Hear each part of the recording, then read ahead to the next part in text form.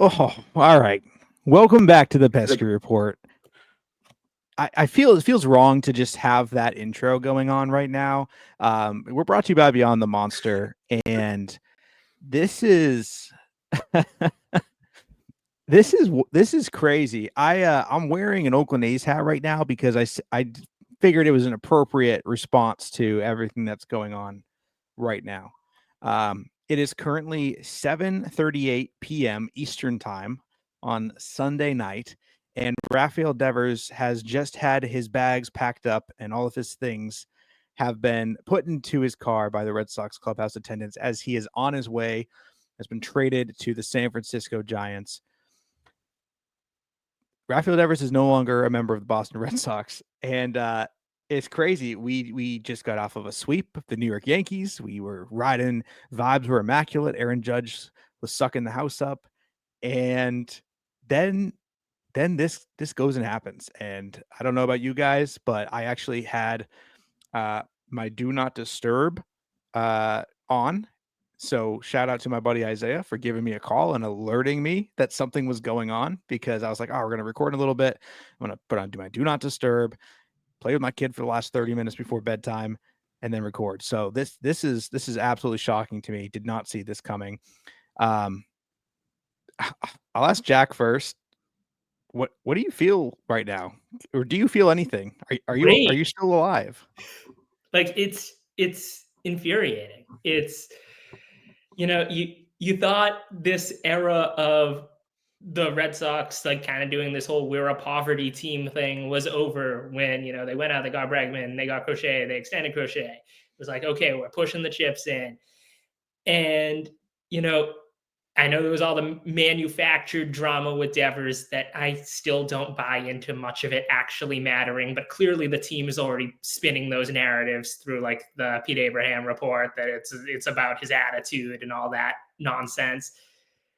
It's not when a guy is your franchise player, your highest paid player, and the best player on your team to just Easily. Yeah. I mean, like, Bregman's obviously great too, but you don't even know if you're going to have him beyond this year. And those are your two clear best players.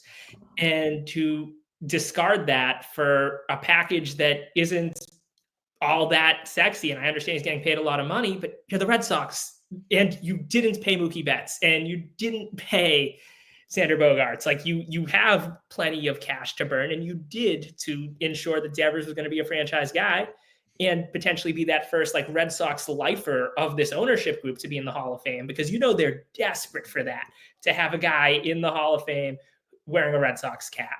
And they fumbled it with Mookie, and Pedroia got hurt because he was obviously their clear, number one choice golden boy. Devers was kind of maybe that last gambit on that, because who knows how much longer Fenway Sports Group is going to be here for Anthony and Meyer, and if those guys elevate to that level. It's just baffling to me. Like, I cannot understand it at all. I'm pissed. It's hard to support this team when they keep doing shit like this. And I was having fun again for the first time all season. Yeah, the fun part is something that we definitely would have been hitting on this entire podcast. Like, the talking points were the highest they've been all year at this point. And so this is just a complete, 180 opposite direction. I forgot to even mention who was on the show, because I just so caught off guard right now. We've got Jack. Jack's with us. We got Brian, and then we've got Jason joining us as well. And this is Matt hosting. Jordan will be on in a little bit. He's driving home right now. So yeah, this is crazy stuff. Jason, what's your take on this? Have you processed this yet? No, and I'll tell you where I was. I was in CVS getting stuff for the week, just your normal CVS Sunday night trip. I look on Twitter, like, I get like a WTF text, like, from someone that I'm just like, okay, if he texts me, something's going on, and I'm like, what? He's like, and he sends me the Robert Murray tweet, and I'm just like, what? Like, I'm like, he got hacked. And then Bob Nightingale passed and tweeted. I'm like, I fell to my knees in CVS. Like, I kid you not. I fell to my knees. Literally, I think the person at the front was like, "Are you okay?" is everything all right? I'm like, no. And I left. So, and I didn't get anything. So, what it should never have come to this. Like, and my voice is a little bit struck right now, but like, it should never have come to this. And shame on you, Red Sox front office. Like, shame on you. It should never have come to this. Should have handled everything better. Like, I still haven't processed this. Like, to your question, Matt, like, the return is like very underwhelming on paper. Like, Jordan Hicks, they were very interested in him before he signed with the Giants, right? He'll probably be a bullpen arm. If he's a bullpen arm, he's another $13 million that we have to worry about. So I'm in shock. But yeah, baseball trade values, I don't know if we said it or not, had the Red Sox on the better end. It was an overpay by the Giants. I guess we have to be happy. Goodness gracious. That's all I have to say. Yeah, we can get into the actual let me just backtrack on this. We can get into the actual trade values in a second. Like I want to break down like what the trade entails, but I think like I do want to hear as well from Brian here. Like I think the initial reaction is the overarching theme that this will be most fans' reaction, right? If you're not trading him like for Paul Skeens or something like that, right? Like most fans, the initial reaction is like, wait, we did what? And it's another one of those, oh my gosh, we're doing this again. This is the same thing that happened. This is Mookie Betts all over again, except that it was supposed to be the opposite of that situation, like you mentioned, where we actually paid him the money. He was supposed to be here and not be traded away, so we didn't have to avoid paying him. It's just absolutely insane. Brian, you're a season ticket holder. Are you considering selling your tickets at this point? No, because I mean, I've been there for longer than anybody's probably been alive on this podcast or maybe listening to it. And there's been a lot of shit years, and it's like, all right, since 2018, you had your blip in 21, and it's been a lot of dog shit. But I thought that with a sweep, I was there Friday, and it was like, all right, they're still not scoring enough, but they're doing just enough. But with what happened with Judge, he gave up the home run. They won Friday night, then Saturday, then today, and it was like, all right, everyone's riding high. And I think a lot of people, it was Father's Day. I don't know what you did, Matt, today. I mean, it was like I watched the game, spent time with the family, and then we get a podcast at 7:30, and I think a lot of us turned our phones on and we're like, well, what the fuck is this about? Like what's going on here? And I don't know the guys they got. I'm looking. I clicked on it real quick. A lot of 6 ERAs. For a guy who's pretty good, which doesn't really make a lot of sense to me. I guess the guy they got was the pick after Montgomery, which it's like okay. And then was it Coley said, hey, you didn't want him last year, now you want him now. Like what's going on? And I guess they have some stud where they have a really good prospect. They didn't even get that guy. So, I mean, there's guys that do the minor league show that, can break that down a little better. But I don't know what the hell's going on. And I think I kind of was like, old man, yelling at, was it Chris Smith or whatever, where he was like, oh, he's not running out ground balls. He's not doing this shit. But they had a meeting in Kansas City. And I'm wondering if in Kansas City, that's when he asked for the trade. And he was like, listen, get me out of here. And it's just kind of been in the works. I don't know. You know what I mean? Sorry. What do you say? 2000. Just laughing at. Yeah. I mean, it's true. It's true. In 2004, we got a comment here. Epstein did trade Nomar Garciaparra for 2 defensive players, and they did end up winning the World Series. This is a fact. Not quite. I wouldn't say it's quite the same situation. But not at all. Very, very interesting take. Yeah, it's not great. Let's break down. This is the craziest part about this. I don't know if either of you guys said this. Is that we're going to face Rafael Devers on his new team. In 5 days. Yeah, literally in 5 days. Yeah. How many home runs? What are we setting the line at? 2.5, 3.5? Man, who's the probable pitchers for that series? It's got to be this similar to the Yankee series, right? With one extra person. So does that mean they're missing Crochet? But it would be Dobbins, Bayo, and then Giolito. Well, how many home runs did he hit off Lucas Giolito into the 7. bay? That's the question. No, I mean, I think okay, so let's backtrack this a little bit. So I do agree with this take, right? The kids get to play now. I think that for weeks, right? Now, this is obviously interesting timing because this is coming off of the Red Sox sweeping the New York Yankees, the first place New York Yankees at home, giving up only 4 runs across the entire series. Starting pitching looked great. We have the vibes that are pretty high. We just won. That's 3 series straight in a row that we've won. 2 out of 3 against the Mariners, 2 out of 3 against the Yankees. That's 5 games in a row we've won. So obviously, this timing of this is interesting. But we have been saying for a literal month, right? Shake things up. Things need to get shaken up.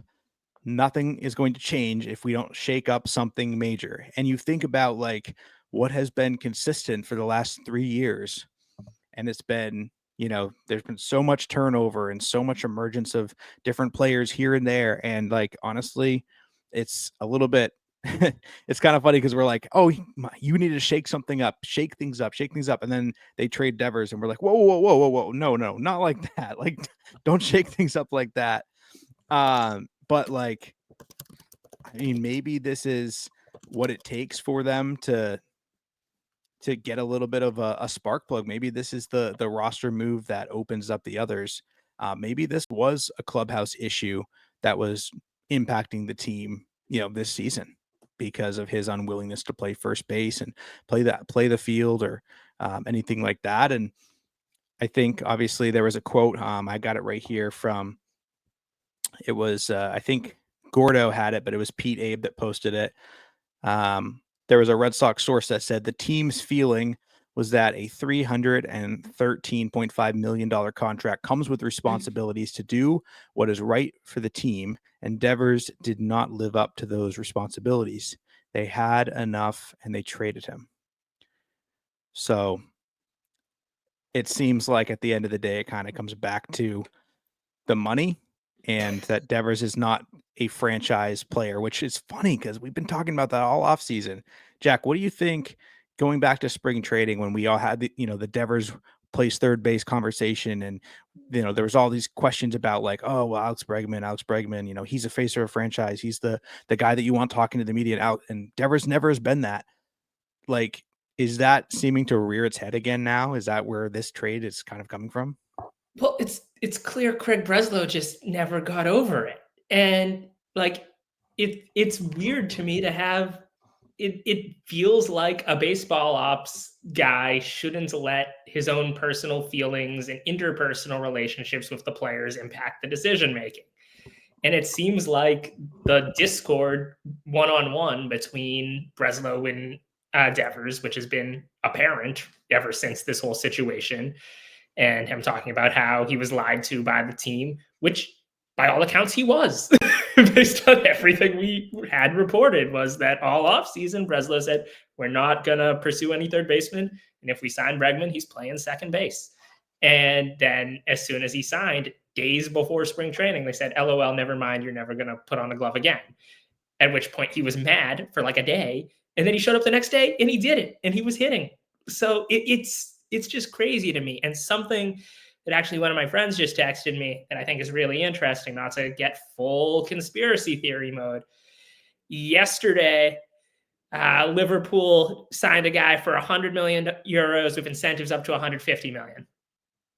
Is this moving money around for FSG, which I know they claim it's separate and it's nothing, but the timing is really weird for that to happen, and then they trade Devers' whole contract, eating none of the money for a subpar return. The optics are not great regarding that, but it's just crazy. It's crazy to me. And you can be like there are people who you can have the attitude that Devers should have been more open to the first base thing when it reared his head. I don't think he handled it perfectly, but at the same time, it's like he's your best player and you're a better team with him. And if your goal is to win, you want that guy on your team. Yeah, I think like I feel like that is definitely a little bit of a conspiracy to be leaning into saying, FSG is signing this player here and signing this player here. I don't know that that truly is, involved in this, but at the same time, like it's obviously ironic timing. I think it truly does come down to just inconsistent messaging and like ownership having enough. It's kind of what it feels like. Bradley says, I don't think the Red Sox wanted to sign Devers to this deal in the first place. Think that they felt that they didn't, they would lose their fan base. It was never their intention to keep Devers on a player friendly deal. Obviously, there was a lot of pressure in going into the 2022 season to sign Rafael Devers long term, and they ended up locking him up to that 11-year contract to start after the next season. They're finally out from underneath that. It does free up a lot more of the direction that I think the team wants to go in, which is that defense first, speed, pit. I don't know. I'm kind of at a loss for words here. What about Jason? Or actually, I'll flip it back to Brian here for this one. You remember the Nomar situation because we got, Bradley's talking in the comments here, talking about Nomar saying like this is a similar situation to 04. That team was one with pitching and defense, and Nomar was a generational type player. Tell me about what it felt like in 2004 when you heard that Nomar was getting traded. Do you think that this could be a similar situation where like there's a large uproar, but it ends up working out in the end? Kind of what do you think about that comparison?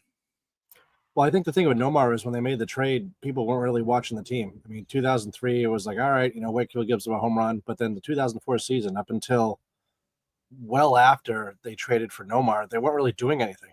They were kind of, they'd win some games, they'd lose some games. And even when they made the trade, I think they were like in Minnesota, and I was in Maine at the time, and I get the paper, and I'm like, oh, all right, that kind of sucks. But then you looked at what Garcia Parra was doing. He was constantly hurt. He was, a shell of his former self. And it was kind of like, I think the year before he had like 3 home runs like on his birthday. And everybody's like, oh, he's back. It's like, no, like he's not hitting 387 anymore. He's not hitting the ball like he used to. And he was just not getting the balls that he normally would get to. And they needed to make a move defensively. But even after they made the move, people were like, yeah, what the hell are the Red Sox doing? It's management, they don't know what the hell they're doing, blah, blah, blah, blah. But it really took probably at least a month before they really get their shit together. And then eventually they finally they got some pitching. And that's what kind of pisses me off about the move they made. I mean, Devers offensively wasn't a problem. Defensively, he wasn't a problem. He wasn't in the field. I'm watching the game Friday night, and Crochet gives up a home run, and then it's a tie game. Well, I mean, offense is what they need. And doesn't he lead, or he was leading the league in RBIs?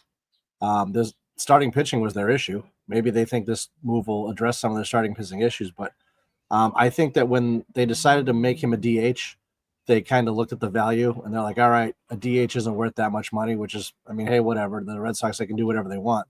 And then it's like, oh, he didn't play first base. He doesn't want to do this. And Bregman comes back. He's probably going to play third. But then, we have this logjam. Jordan and I and Jack, we always talk about they've got way too many outfielders. How is this all going to work? You take Devers out of the equation, that frees up DH, but it really doesn't solve the long-term problems. I'm wondering, does Yoshida come and play DH now? Because he looked pretty good hitting-wise in spring training. He just can't field. They're going to need somebody. I'm more concerned. What do you guys think? Like, what going forward now? Where do all the pieces fit? That's what I want to see, how that's all going to work and how the lineup's going to work, because he's such an important part of the lineup. Yeah. Can you? Oh my word! I'm just thinking about the lineup right now. Jason, so tomorrow they're facing Logan Gilbert because he's going to be activated for the start. So what's the lineup going to look like that they're rolling out to face Logan Gilbert tomorrow? You could use a big power lefty, a lot of RBI potential, and home run pop. No, answer your question. Maybe Anthony leads off. 2. I don't even know. I don't know. Well, Duran's I'll do leading off Anthony. You can do Duran to lead it. Yeah, Duran to lead it off because we'll do Duran to lead off, Anthony second, and then everybody else. They have a lot of flexibility in that 2 hole. They don't even have a 4-hitter still. Even with this trade, it's like Navarez is the 4-hitter. Narvaez. Yeah, sure. Well, he Who's got batting third moved now? up now. Now he's batting third. Now he's the number 3 hitter. Now he's a 3-hitter. Yeah, he got moved up. Congratulations. Well, now I think Rob Refsnyder can play, unless Yoshida gets activated off the IL, which is very possible because he was getting regular spring training reps, like out of the blue. Like I know they wanted him to play the field because Rafi was going to be the DH. Now he can be like, oh, we have the DH spot opened up. Let's get Yoshida from the realm of nothingness and let's go play him. So like, yeah, I mean, I wouldn't be surprised if you did. Maybe no, Yoshida would have to hit in the minor leagues. So I don't think you see him. But like to answer your question, yeah, I think you see Anthony especially against Gilbert. He's 1 through 4. I think you see him probably 2, Duran 1, 3, probably Narvaez 4, Toro maybe, maybe even Meyer. Meyer's probably the bat 5th. Maybe Story because he's hot, but then again, it's not a lefty. So we'll see what happens. And I think you're losing a lot of power, right? Because we all looked at Rafi. We're like, here's the big home run power. Here's the pop. Now it's like, who do you turn to? Because the conversation since 2023 was who's protecting Devers in the lineup? Justin Turner, because you lost Bogarts, right? It's like Justin Turner. No, 2024 didn't really have Casas. No, Tyler O'Neill. Like, yeah, this year you could confidently say Bregman, and to an extent it did work. Now we don't have him, and him as Devers. Now you got to look at the line. How many times did Devers bat second all year long? So it's like now you got to go find a 2-hitter, and you don't have a 3-hitter because Bregman's hurt, and you don't have a 4-hitter because you haven't had one all year. I do not know what they do. Like, yeah, but you can't put the stress on the kids. Like, oh, now Christian Campbell's absolutely not getting optioned. if you want to pause about all that. Roman Anthony, Christian Campbell, none of those guys are going down now. Yeah. When Wilyer Abreu gets activated, the only person that's at risk of getting sent down, I think, is David Hamilton at this point, because realistically, Masataka Yoshida is more likely to get re-put back on the roster. But, geez, I mean, that lineup just sounds painful. Painful to listen to. So we have conflicting sources. I think the key word is demanding here. Cotillo reported a few minutes ago, that Devers did not demand a trade. Well, Passan just tweeted out, or not tweeted, he went on MLB or whatever and said Devers wanted out, and he said he was quote unquote displeased with treatment in Boston and wanted to leave. So it's like, yeah, I don't want to.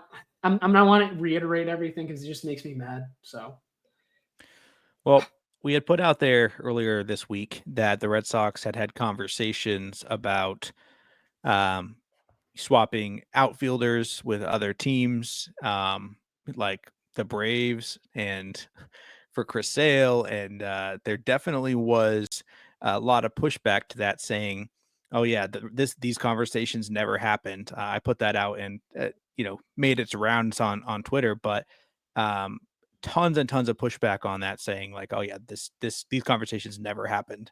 And that was from both the Braves fans and Red Sox fans all over, just basically poo-pooing all over the report, which was, legitimately sourced. And now you see this trade and it's like, hey, did you hear a peep about this anywhere? Does that other trade seem so crazy now that you know that this is a trade that happened? Like, would it now shock you to know that there have been conversations had about trading Jarren Duran for Chris Sale? Seeing how this just turned out, like this problem with this didn't really fix any of the problems. Like there is still an outfielder that needs to be traded. Like, one of these guys. Well, yes. Hold on, real quick.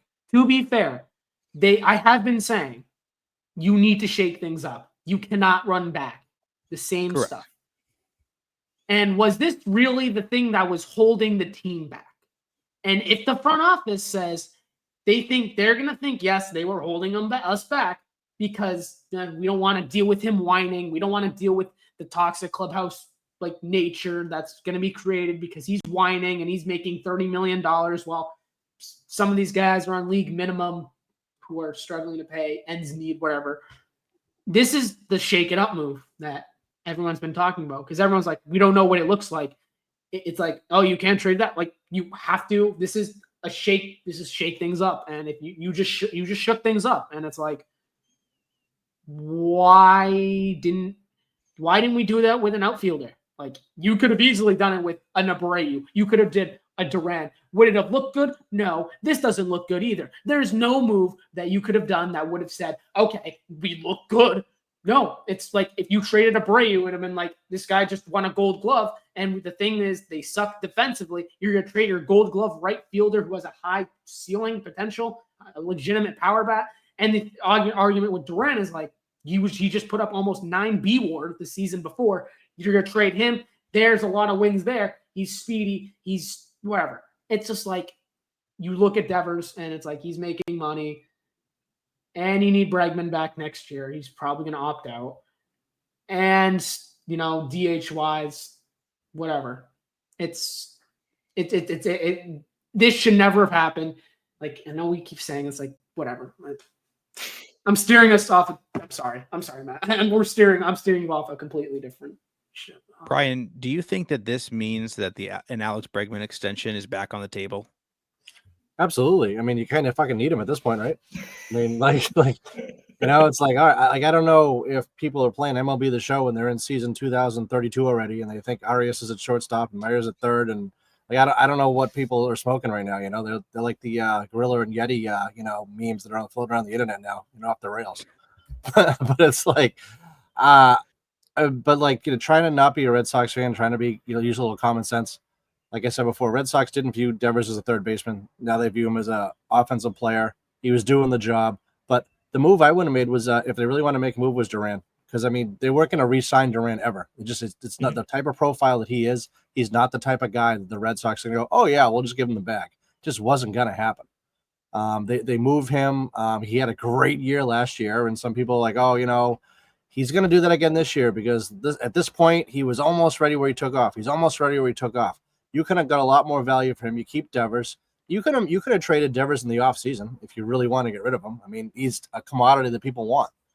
He's 28 years old. He's probably going to hit that way probably for at least another 3-4 years, maybe even longer. I was always talking with Jordan. Without him playing the field, he's not going to fuck up his shoulders hopefully as much. I mean, he might die. He might swing too hard and hurt himself, but he'd always break down at the end of the season because defensively he'd get hurt or fall or trip or something. Or he's a great hitter. That's his thing. He's not a great fielder. Defensively, I thought, they're going to be so much better now. Weren't they still like last in the league in fielding? I think still. They're still like in the bottom third, even with having Alex Bregman, this amazing defensive player. How much worse would they have been with Devers? Maybe 6 more errors, and then the whole scheme of things, like what did that really do? I think peace of mind too. I mean, remember how awful Devers was, and he figured it out. So the guy can adapt. The guy can change. If you want him to play first base, then what happens next year? Let's say Casas comes back, and it's like, well, we're going to have him play DH again. I get it. He's a 28-year-old player. He's your marquee player. He deserves a little bit of respect. It's real easy for a casual fan to be like, oh, yeah, he should just play, do whatever. This isn't a little league team. This isn't even an AAU team. I mean, this is a Major League Baseball. These guys have egos. These guys have agents. And a DH is worth, let's say, X. But if you can play the field, you're worth more. There's still fucking dinosaurs that have votes for the Hall of Fame and votes for awards that are like, I don't vote for a DH for the MVP because I don't play the field because they live in the fucking 60s. Like people still actually think like that. Unfortunately, that actually have some pull. But I think they just kind of made a move. I wish they got more in return, but like I said, you never know. You never know. And the frustrating thing for me is the problem this year was the starting pitching. They finally figured it out, and then they trade their best offensive player. So I don't know what's going on. Yeah. I think if anything, it shows you that no one's off the table. Like we're out here like, oh, we need to re-sign Bregman. What if they're like, hey, at the trade deadline, we're going to actually move Bregman because he's on this like opt-out deal, and we're going to trade him now and get someone back for it. And like that's the thing is like that sounds so incredibly like, oh, that's impossible. That would never happen. But like it's not this kind of shows you that, like, depending on what they want to do, they will do it. And I will give Craig Breslow this.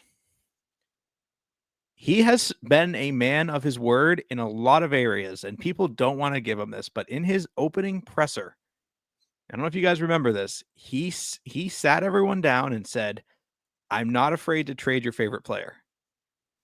And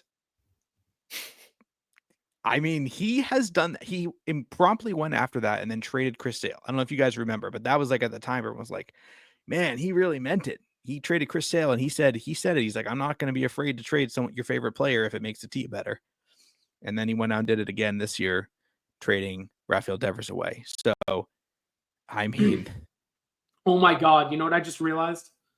Everybody from that 2018 World Series is gone. Every single one of them. Yep. Except for Cora. Well, I mean, he technically was gone. So, I mean, it's true. It's true. Yeah.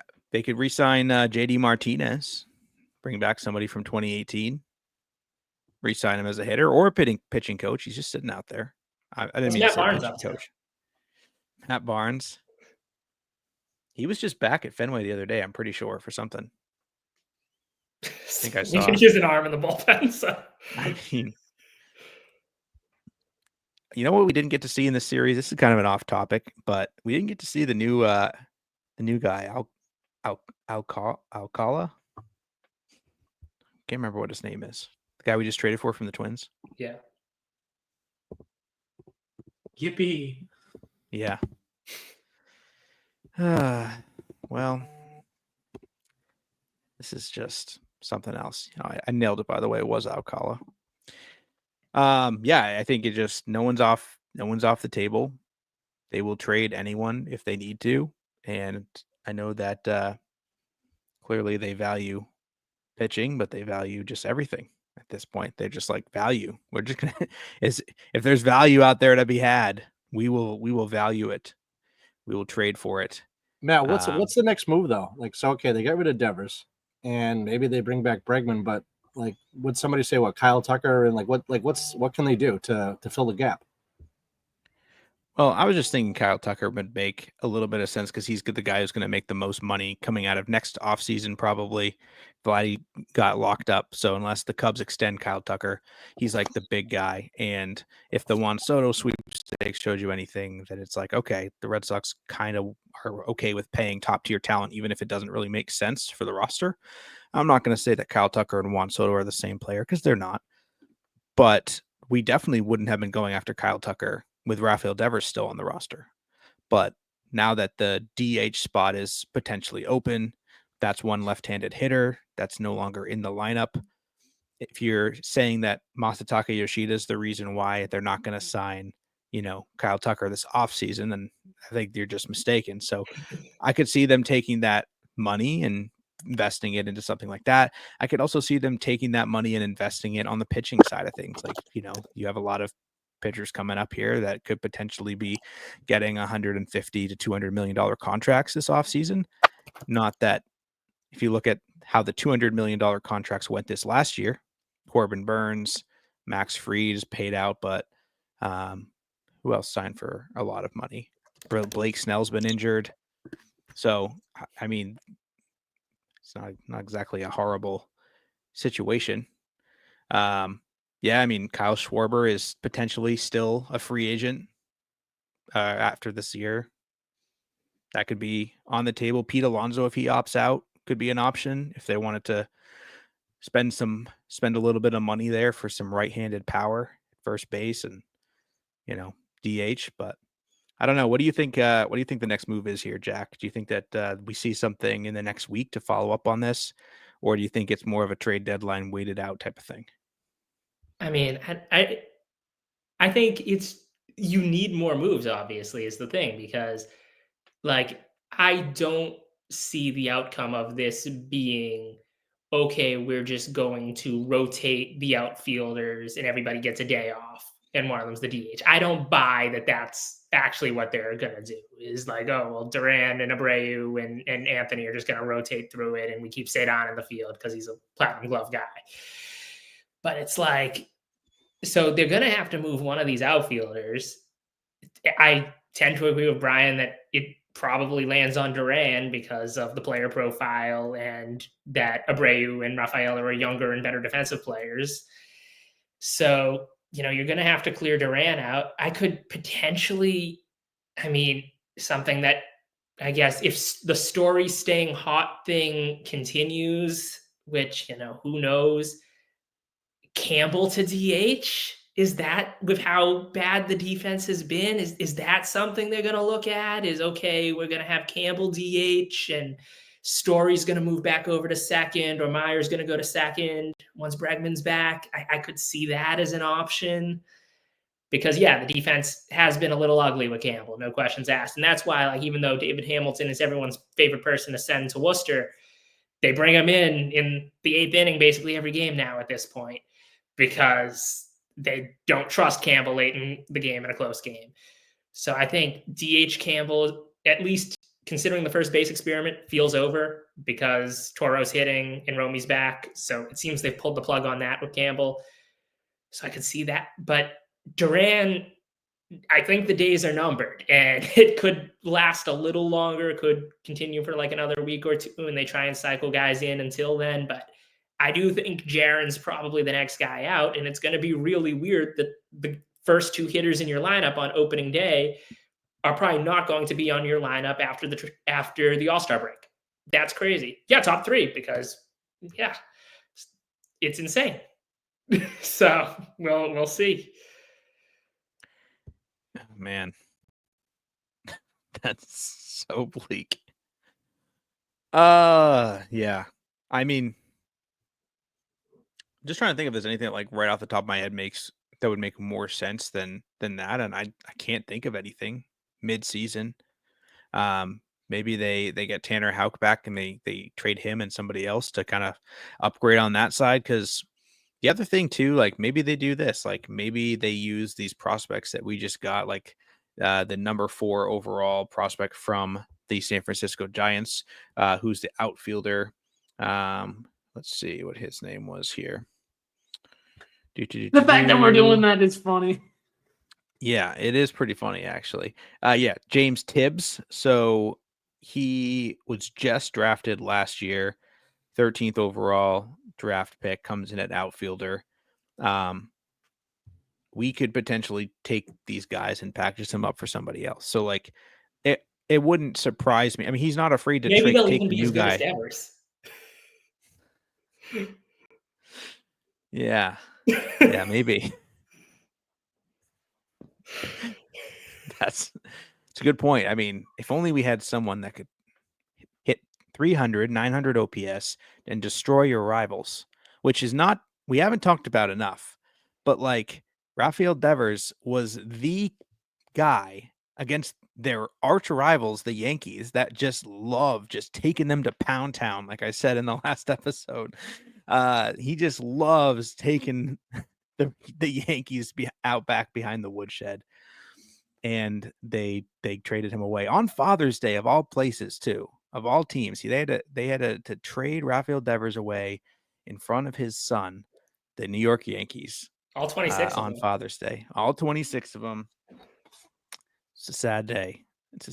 But that's what came to mind, was if we're not getting Bryce Eldridge, was because he's the guy that you were talking about, Brian. You said the top guy for San Francisco, who's a first baseman. So I was like, okay. Maybe they're going to move him for a first baseman who could, maybe this is a win-win and we get another rookie on the team, but why not? Can't all be Cam Smith. No.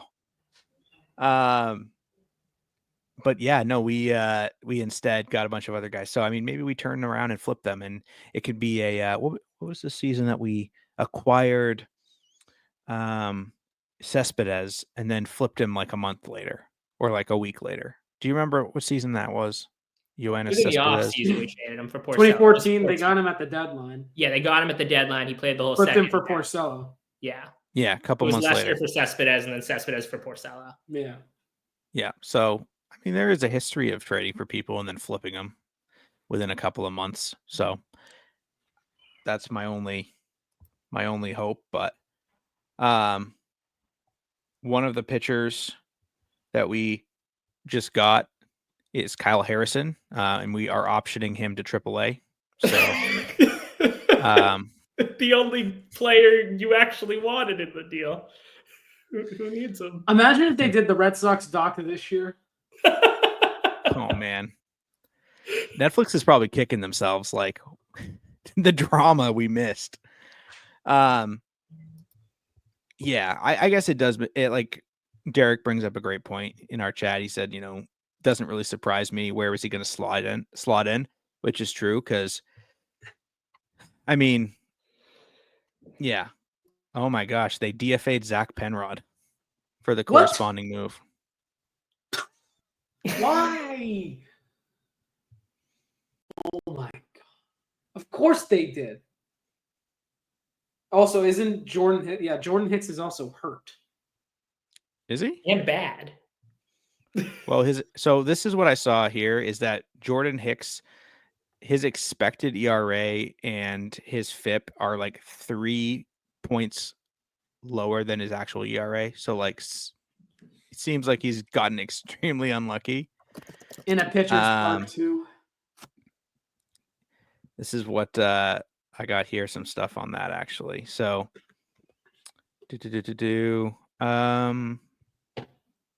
see who this is from. All right, we got Jordan on. Let me see. Where did it go? Welcome to the funeral. Jordan, welcome. Oh, that hat's killing me. San Francisco Giants hat. Hey. Nope, sorry. Too soon. All right.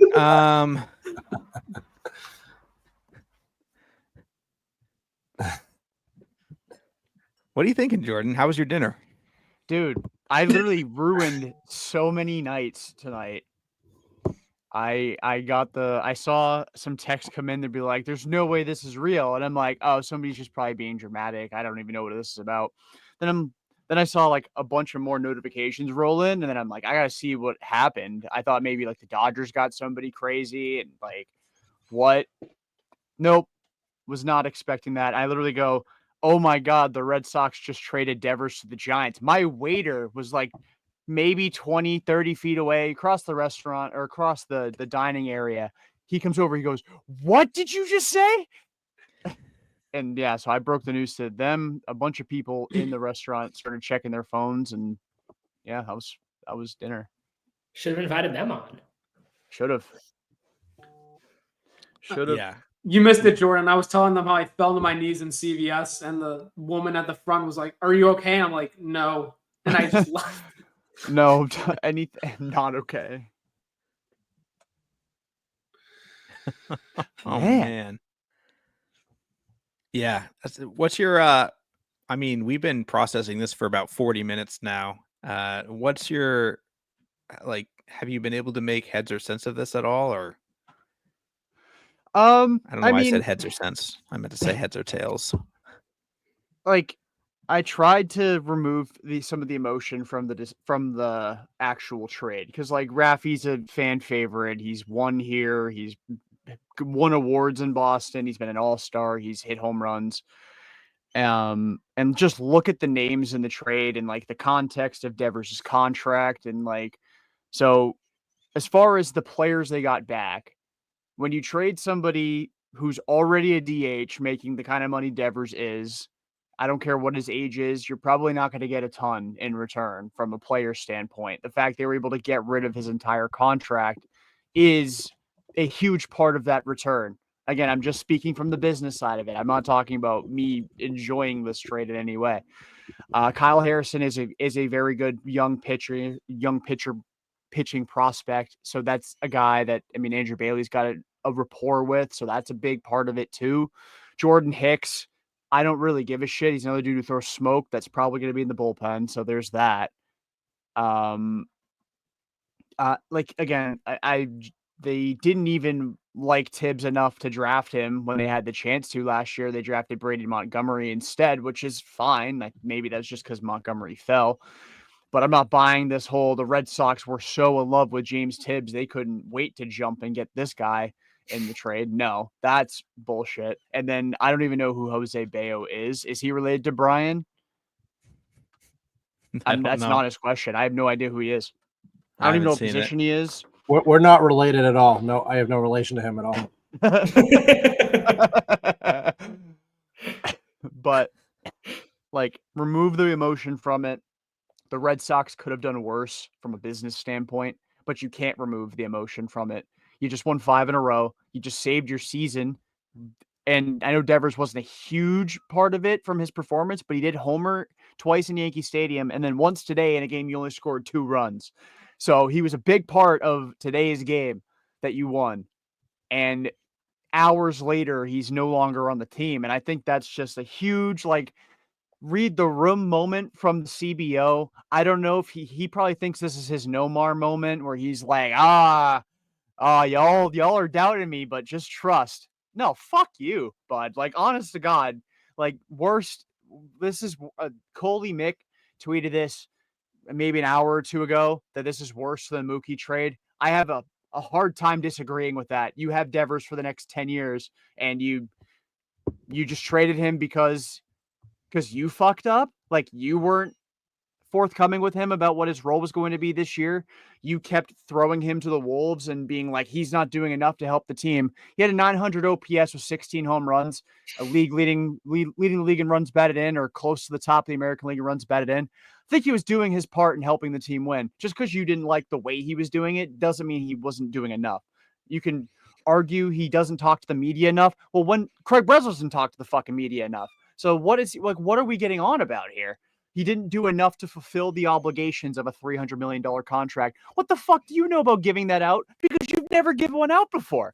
So I have a hard time seeing any silver lining in this trade for the Boston Red Sox. This is just like pure ego and like, we're going to get rid of him because we fucked up. And that's the only way we can do it without firing another CBO is to get rid of the player. And that's a real big middle finger to the fan base because you brought everybody back this weekend. You really did.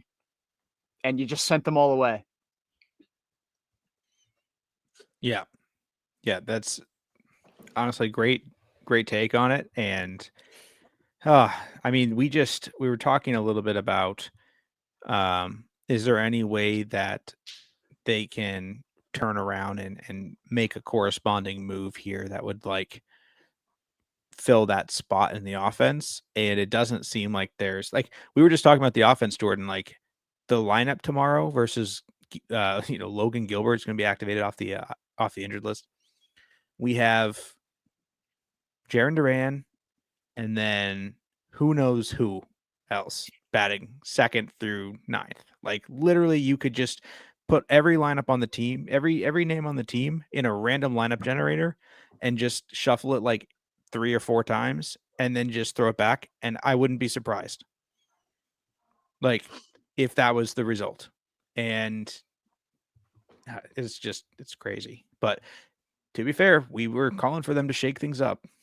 We said, shake things up, please. Please, we're begging you. Please do something different. And they did. I guess the team's still on the plane right now. So it's unclear what the team's reactions are because they're not able to ask them while they're on the plane. Let me see what else we got going on here. So, yeah, Jordan Hicks, his expected ERA and his FIP, 3 runs better than his actual ERA. To go back to our talking points that we made, I think was it last weekend, Jason, you hopped on with us. We talked about the trade deadline. Like, could we get under the trade deadline or under the luxury tax if we wanted to at the trade deadline? Well, Red Sox payroll did put out a non-emotional takeaway here and said, well, it's much easier to get under the CBT now this year if they do decide to sell. So there's that. Massa could be returning sooner. Willier returning wouldn't necessarily push Roman Anthony back down to AAA. Yeah, I mean, there's all sorts of positive things going on, It's great. Oh, and by the way, Jordan, they DFA'd Zach Penrod to make room for this trade.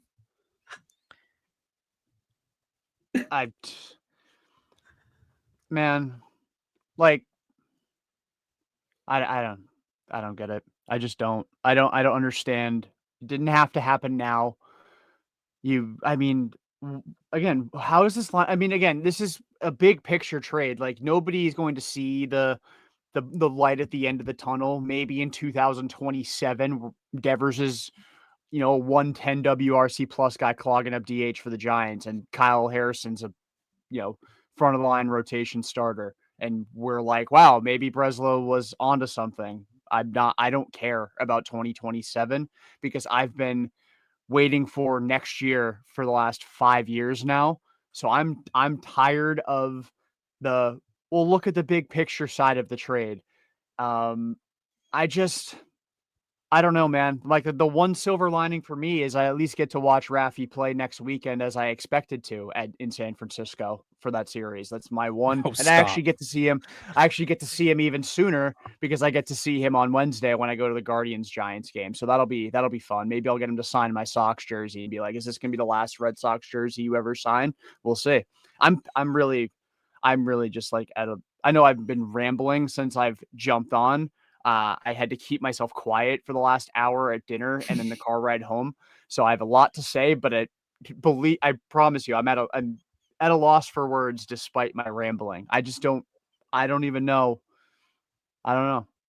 You just chose Craig Breslow over Rafi Devers. So Your 9th choice GM.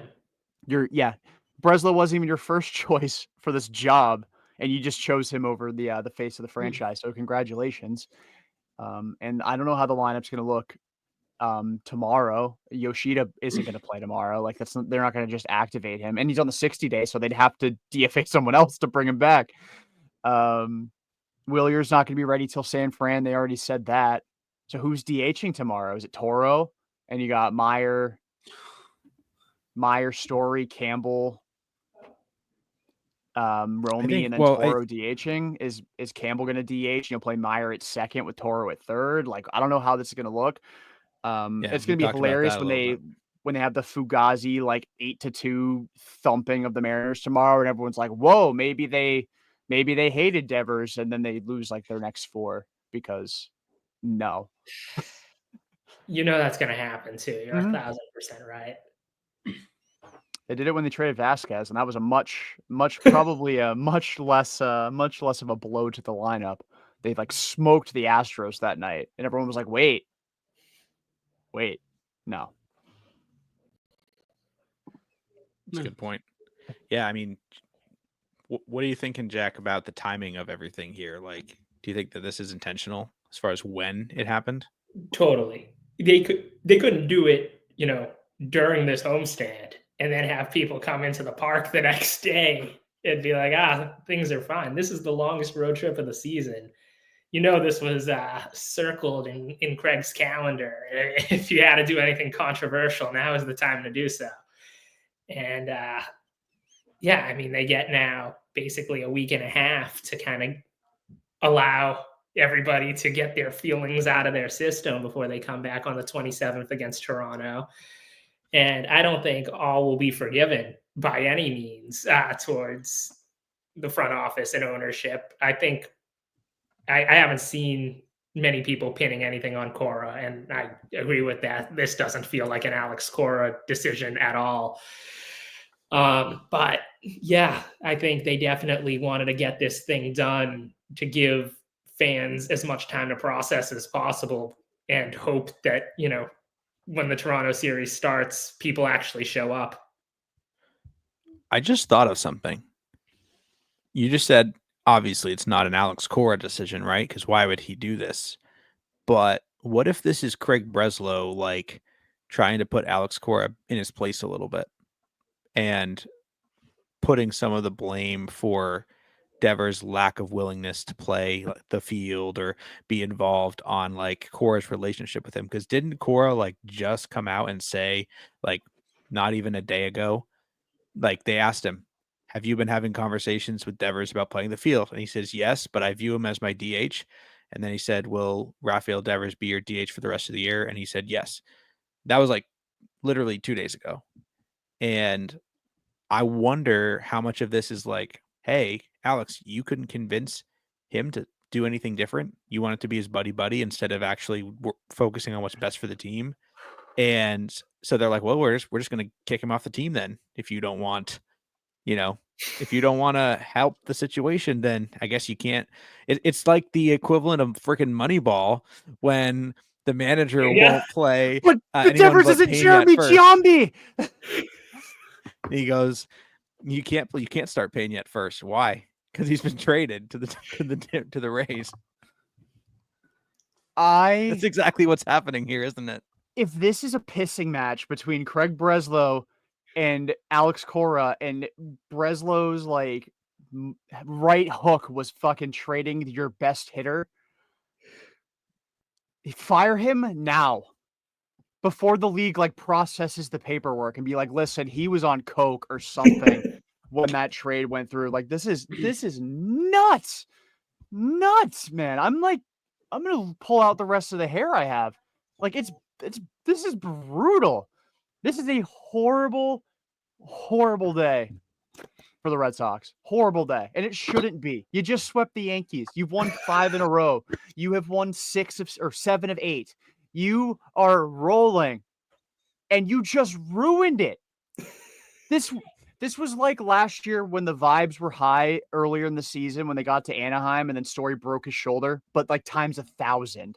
This is ridiculous. You just saved your season and then you're like, I think Liam Fennessy tweeted it. It was like, oh, Red Sox just played their best ball to sweep the Yankees. And then Craig Breslow, and it's a dude dropping a live grenade off the fucking stairs. And it says vibe check. Like, that's basically how I view this. It's ridiculous. I have absolutely again, you remove the emotion from it, and they could have done worse. There was a report that came out that the Red Sox didn't even shop him. So they literally got Nico Harrison. Breslow was like, you want him? You got him. Just give us something that's like moderately acceptable and we will do it. Like they just got rid of him.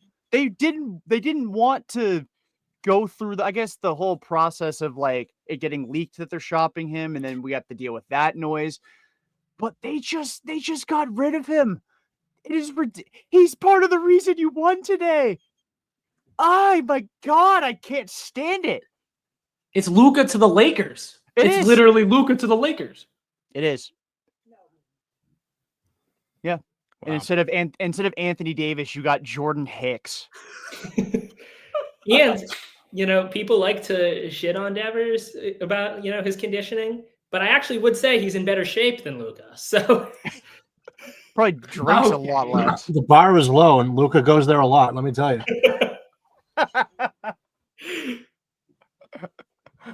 Oh yeah. Man. Yeah, this is something else. I mean, I was thinking through. Oh man, optics are correct. Man, I was just thinking, like, before I had the thought about what we just went off on, that this could potentially just be a giant pissing match. I was thinking, like, can you imagine how much worse this would be if we hadn't called up Roman Anthony yet? Well, at least we'd have a 40 imagine if this is how they cleared the spot. And it was like we cleared the spot for Rafael Devers or for Roman Anthony by trading away Rafael Devers. Everyone would be like, wait. You know what the worst part of this is? They could still fucking option him. They could still option Roman. He's like, oh, Willer's coming back, and we love David Hamilton because we didn't trade him in the offseason because we believe in him solely, and he's so fast. Let's option Roman Anthony. He's won for his last 17 in the big leagues. He clearly needs time in AAA. That's the worst part about this. I think the only people in this trade worse than Craig Breslow are the people on the Red Sox side that are happy about it. Because there are people that are glad that this happened. I get the noise and like Devers, looking at it from a bird's eye view here, could Devers have been more willing to play first base? Yes. He absolutely could have. He could have done things to make himself, at least appear willing, even if behind closed doors, he's like, listen, I just don't feel like I'd be good at it. I don't want to, but publicly I will say that I will if I have to, just because that's the right thing to say. Like there could have been better choices made by Rafi in the last few months. The fact it's gotten to this point is really embarrassing. It really is. Like, again, like I go back to the off season and why I was so on Rafi's side when they decided that this was going to be the move. They move him to DH and Bregman gets third base. Alex Cora in January called Alex Bregman a Gold Glove second baseman. So heaven forbid Rafael Devers assumes, oh, this dude's our second baseman and I'm going to play third. And that's going to be what our infield looks like. And Yoshida will DH and, Costas will be at first and we have all this and this is what it's going to look like. And then Breslow being like, yo, by the way, not going to play third. Bregman's going to play third. Why he'd be pretty pissed off about it. And then when you tell him to basically set his glove on fire and then go, hey, sup, big head, want to play first base because Costas just died? And he's like, no. Fuck that. You just told me to light my glove on fire. I already had to swallow my pride once. I'm not doing that for you again. Like this, it all goes back to messaging, and Craig Breslow really should have maybe paid more attention in those lectures at Yale instead of whatever fucking rocket science courses he was taking. He should have learned a little bit more on like how to read a fucking room. I don't know. This dude is an idiot. Again, if this trade works out for the Red Sox, this is the epitome of shit process, good results I have ever seen in my entire life. This is not a good trade for the Boston Red Sox. This did not have to happen. I think Coley tweeted this, and when he tweeted it, I was like, this is I disagree with it. But now that it's kind of settled on me, I'm like, maybe. If the name in the trade going to San Francisco is Jarren Duran, how would you feel about the trade package? Would you love it? Would you hate it? Would you think this was, what grade would you give this trade package if it was Duran going instead of Devers? B+. He said B+. He said it was like a meh return for Duran. I think it's a better than meh return for Duran. I think it's a good one, but like that could have been the move. Like you could have traded Duran and gotten this. And I feel like the Giants maybe would have done it anyway. Maybe you wouldn't have gotten Tibbs. Maybe you would have just gotten Harrison Hicks and the other guy, Bayo. I don't. 20-year-old in rookie ball. Okay. I just don't. I don't know. Maybe you wouldn't have gotten their first round pick last year. This is not a good trade for the Boston Red Sox. This is a dog shit trade that honestly could set them into a tailspin and they lose like 7 of their next 8. And then Breslow's got a fucking, I don't even know. Then we have to trust him to be able to sell at the deadline properly. And I don't even know if I do. This is not a trade you make when 2024 was your last year of struggle. It's just not. We tied for a wild card spot today. Just want to put that out there. Like we are currently tied for a third wild card spot. 1 game over 500. And we just traded our star player. Somebody just texted me and asked why I'm going to San Fran and asked if I was also in the Devers trade. That would be a good trade. I'd go for that. I mean, I think that'd be, that would make it fair. I mean, right now we're getting homes, but if we give him Jordan, that makes it worth it. Whoa. What was my that's crazy.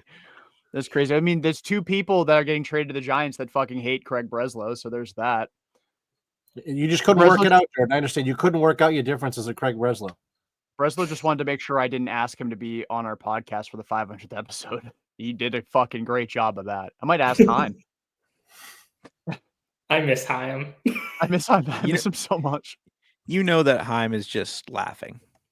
I might email him. Like he's at home and he's just laughing, and you know that he's just thinking this. You also just know the St. Louis Cardinals are going to win a World Series before the Boston Red Sox are. Like I know that, like that Heim will win a World Series with St. Louis before the Sox do. I don't know. I mean, they're playing well this year, aren't they? I couldn't tell you. I mean, they've got the corpse of Nolan Arenado at third base, and they were like winning baseball games pretty regularly a couple of weeks ago. Nolan Arenado's out there crushing kids. He's diving into the stands, landing on top of kids and their families. Oh my God, that's going to be our replacement DH, isn't it? It's going to be Arenado. If he's our replacement DH with his 692 OPS, I might genuinely become a Giants fan. Listen, they do have a nice ballpark. They do. That they do. Like, very nice ballpark. It's crazy. Devers We is split gonna- the Yankees, and we're not even talking about it. Isn't that amazing? Devers is nuts. going to love hitting homers into McCovey Cove. Oh, I hope I get to watch several next weekend. I really do. In fact, like we were talking about like what do you think the over under is on home runs hit off Lucas Giolito? does he pitch? He's going to pitch that Sunday game, yeah. Yeah. For 2.5. I'd still probably take the over. Yeah. Actually, no, because he's going to get his shitter out of the way tomorrow in Seattle, and then he'll be great next Sunday because he can't Every other pitch. He start. can't pitch the same way 2 games in a row. I don't know. Yeah, man. this is crazy. Crazy. Yeah, well, if you came here listening to this show and you were like, the Red Sox just sweep the Yankees, let's get some vibes on Monday morning going to work. You don't have social media. You just listen to this podcast as the way to get in touch with the Red Sox. You're like, yeah, the games were great. Everything was awesome.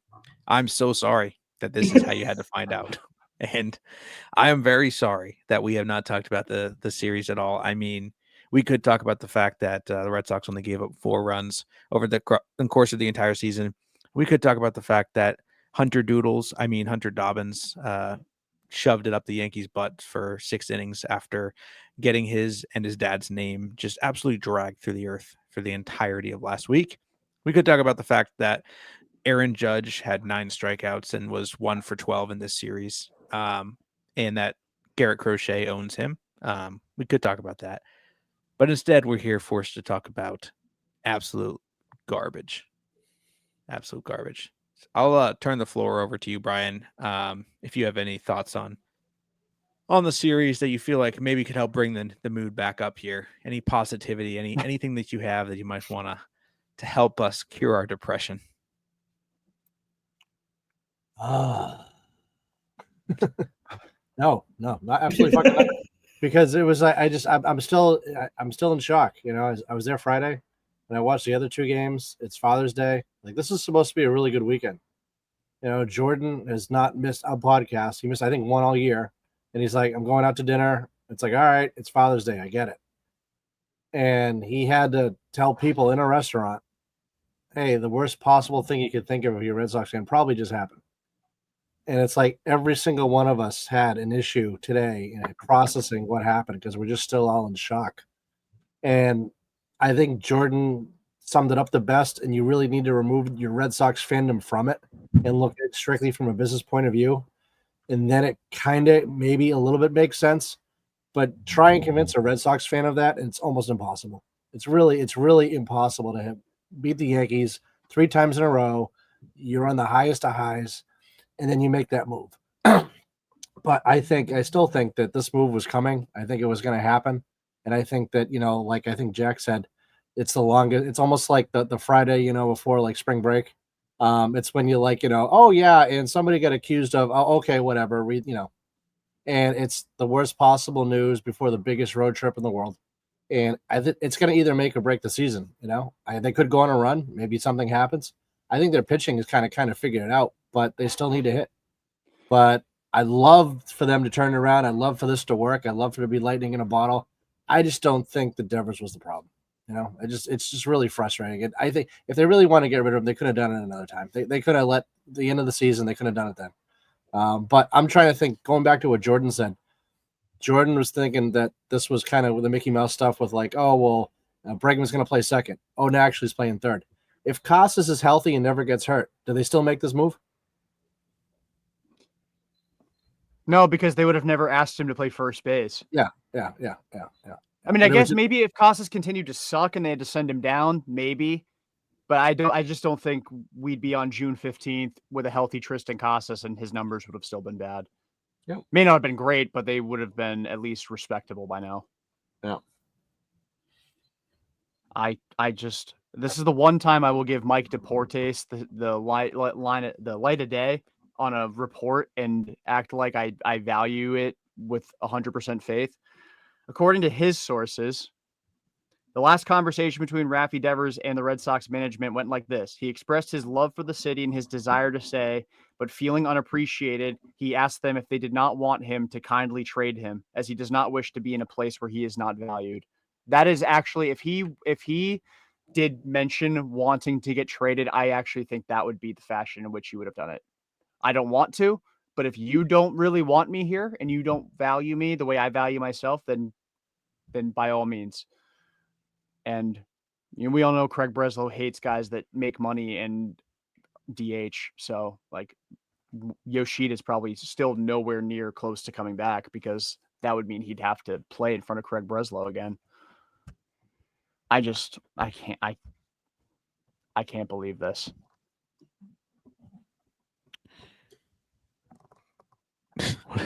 Well, let's try this again. Jack, you got anything positive from the series that can help us to turn this mood around? Narvaez was cool. That walk-off was fun. Crochet shoved. You know, Dave O'Brien really liked that Aaron Judge home run. Okay, but Dave O'Brien to the San Francisco Giants. Oh, if O'Brien was part of the package, I'd be fine with this deal. To give OB a little bit of fairness here, he also got super hyped up every time they struck him out. So I think he just was geared up for every Judge at bat, and that's how it came out when Judge homered. It was like, I don't know. I had not a similar reaction when it happened. I actually kind of died on Friday when it happened because I saw it in person, like Brian did. But yeah, no, I thought OB got a lot of unwarranted hatred from a guy like, I am not an OB enjoyer. You will not be getting a Dave O'Brien enjoyer Twitter account for me.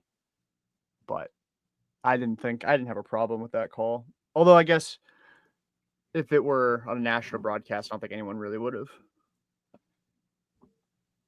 He does deserve his time on a national broadcast. He would be a good national broadcaster. He used to do way it. better. Like O'Brien would be way better than the Fox Sports broadcast. Oh my word. He should just go there and stay there. Agreed. You know? Like Will Fleming is like, hey, I'm ready. Let's do this, you know? Will is very extra and good. I like Will's energy. Like, yeah. Yeah, Narvaez, I will say, like, this is probably more of a topic for next week when things have like calmed down a little bit. But Narvaez has so much swagger. It's not even funny. His catching gear is like off the charts good. His gear is like, he must have like 20 different catcher's gear and different color combinations. They just look so sick. 20 different uniforms. And then obviously he's throwing guys out. He's picking guys off. We picked 2 guys off second base back-to-back nights. Absolutely caught the Martian sleeping, caught Ben Rice sleeping at second base. I mean, those were some of the things that I thought were good from the series. Let's see. Greg Weissert. Greg Weissert looked good. Story's not dead yet. At least we got Greg Weissert on the team. All the former Yankees looked phenomenal. Just saying. It's true. Except for Alex Verdugo. Okay, we knew that. Jason, what about you? Come on. What you got? Whitlock looked great. He joins the 1 save club for this year. We love it. Another day, another save. I forget who said that. I think it was Cotillo. Yeah. Your lack of offense was really overshadowed by your pitching, and something that Red Sox desperately needed. Kind of a ballsy move to put in Bayo back in the 7th inning, up or in like 100 pitches in. Like, I think that needs to be talked about more. Obviously, we can't. That was really crazy. Talk about it that much, but like, yeah, like, and then he goes 1, 2, 3, and he has a pair of strikeouts too. So yeah, really good by Bayo. Something he needed. Day time Bayo too. Everyone was like shaking their heads, like, oh, this is a day after night game lineup plus Connor Wong plus Brian Bayo day game. Pretty bad. Connor Wong continues to prove that he's not a major league catcher. Bro, he is so bad. I saw a stat that was crazy today. This was from Red Sox payroll. This is actually a positive Connor Wong stat somehow. Let me see if I can find it here. If I can get back far enough in the mentions. Okay. So he posted that Connor Wong currently has 0 home runs and 0 RBIs in 70 plate appearances over 26 games after grounding into a double play today. He did some research to try to find the worst type of catcher situation to have ever been 0 home runs and 0 RBIs over this many plate appearances. And he found that in 2016, the Orioles backup catcher Caleb Joseph hit 174 across 142 plate appearances in 49 games and went 0 for 0, 0 home runs, 0 RBIs. So not ideal. We're halfway there, Connor. Yeah, not ideal. He also had put out something. Oh, I asked in that comparison, I said, how many ground into double plays does Wong have compared to Joseph? Wong already has ground into 5 double plays. Joseph had 6 that season.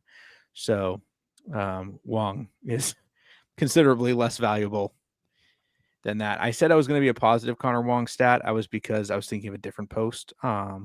And so that particular one was not positive. The one that I was going to speak of that was positive was also from Red Sox payroll. He was saying that the Red Sox right-handed hitting personnel versus left-handed pitching coming into today have been pretty good. From if you want to do weighted runs created plus, Alex Bregman leads the way with the right-handed hitters at a 187 runs created plus. Rob Refsnyder, 171 weighted runs created plus. Romy Gonzalez, 167. Carlos Narvaez, 164. Connor Wong somehow at 146 against lefties. 1 runs created plus. Trevor Story, 111. Cedar Rafaela, 104. And Christian Campbell, 100. So when you want to talk about the right-handed bats that we have, they're all average or above average against left-handed pitching, which makes sense because all the good lefties we faced, we've actually mashed this year, which is a nice change of pace to last year where every single lefty we faced it was just like, oh yeah, okay, they're going to go 7 shut against us. So Connor Wong somehow has a good runs created plus. My question to you guys is, can anybody try and guess Connor Wong's slugging percentage against lefties? Whatever his batting average is. 200. Any guesses? 200? Higher. Oh no, it's gotta be like 350 or something because he's got a 140 WRC plus or whatever. So it's lower than 350. I'll just tell you, it's 286. His slugging percentage is 286. That's very bad. Very bad. His on-base percentage is 500 somehow against lefties. Got lower today. I don't know. Yeah. Man, I never thought I'd be upset after sweeping the Yankees. This is a kick in the dick, man. Like, that makes my first pitch look like a strike on the outside corner. Like, that's how much of a kick to the dick it is. This is just... Jordan, what was the worst day for you? What was the worst day for you? When your phone's blowing up and people are like giving you shit, or today? What was worse? I'd much rather get bullied than see my franchise trade Rafael Devers for not changing his position for the second time in 3 months. Honestly, he looks kind of cold in that Giants uni. I'm not gonna lie. It makes me sick, but he kind of looks good in it. Do you think he says you who just got traded Yeah, of course you're gonna say that. Is he a DH with them, do you think, or do they do anything with him position-wise, or he's just a DH? It was He's probably just Yeah, he's a DH. DH. Yeah. Who's there? Yeah, the first baseman's Dom. So and Dom's and been Matt Matt playing. Chapman's a Gold Glove. And Matt Matt Chapman. Chapman is never playing anywhere else. Yep. Well, their first baseman will be Bryce Eldridge when he's called up too. He's like top 10 prospect in baseball. Okay. So For like comedy reasons, though, imagine if by Friday Devers is playing first. I hope his Giants debut he's at first base. I really do. That'd be so funny. That would be hilarious. I would love that so much. But you know what? Because the Giants just traded for him, the whole like the Red Sox didn't like they haven't promised him jack shit. They could be like, listen, hey bud, can you play first tomorrow? He'd be like, yeah, fuck it. Why not? Y'all, I'm hyped. I got away from Craig Breslow. I'm so excited for this moment. Imagine a difference between like two people's like vibes, like the difference between Craig Breslow and Buster Posey as your boss. Like Buster Yeah, Posey my must be such a cool boss. Oh, but hey, Craig Former Breslow was a player. World Series champ. But Posey's got 3 of those and an MVP, so and Rookie of the Year. And a probably first going to the ballot Hall of Famer. Fame. Yeah, and going to the Hall of Fame, not some fucking left-handed specialist that won a World Series in a Cinderella fashion, and then like his career area was like 5.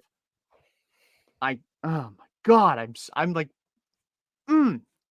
every time I think I'm like calming down, I start talking again, and then I immediately want to like raise hell once more. So, you know, I will echo Jason's sentiment though about Bayo. Like, all things aside, that was maybe the best start of his entire major league career, given quality of opponent, how he like just the coming out like he reached uncharted waters today. He threw a career high for pitches. He didn't have many whiffs or strikeouts. I think entering the 6th inning, he only had like 5 or 6 whiffs, maybe 7, only 4 strikeouts. And then he fanned 4 of the next 6 and got like 8 whiffs in the process. Like he got nasty in that 6th and 7th inning. Also, like Aaron Judge was reminded too much of October this weekend because he just pumpkin. Aaron Judge Insane. was awful. He was in prime playoff form, I will say. That's what I'm saying. Reminded him of October baseball. He's like, I gotta get the fuck out of here. Also, I hope Yankees fans are satisfied enough with Hunter Dobbins' performance to allow him to be a Red Sox fan that hates the Yankees because, 2-0, 11 innings, 3 earned. Just the start on Saturday was a mega hold my nuts moment for him. You know what I just realized? I just saw someone post it. Our 3-star players from 2018, Rafael Devers, Xander Bogaerts, and Mookie Betts, all play in the same division. Why couldn't we have traded Sale to the D-backs? NL West right now. Can we trade Cora to the Rockies? Also, sneaky may Hunter Goodman. not like Chris Sale to the Dodgers might make a lot of sense. It does. Sneak Everyone eyes. to the Dodgers makes a ton of sense because they just keep like finding Duran to the 40-man Dodgers? spots. Duran to the Dodgers doesn't make any sense considering they're like pulling. There's friggin' sorcery over there in the outfield. I don't know what they're doing. Have you guys seen Andy Page's numbers this season? Yeah, he's Or in like 290 Pajes or however you say. And he's got better numbers than Kyle Tucker and Fernando Tatis Jr. Like, I don't understand what they're doing over there in Los Angeles. But it's absolutely crazy. I'm going to take Kate up on her offer to pass on her rant because her saying that this is the tiniest dick energy from Breslow is hilarious. I think that might be a bullet point when the tweet goes up tomorrow. Craig Breslow has tiny dick energy. We might get blocked by the Red Sox. Yeah, we probably should. I've never been more free Luigi than I am right now because I've got someone else.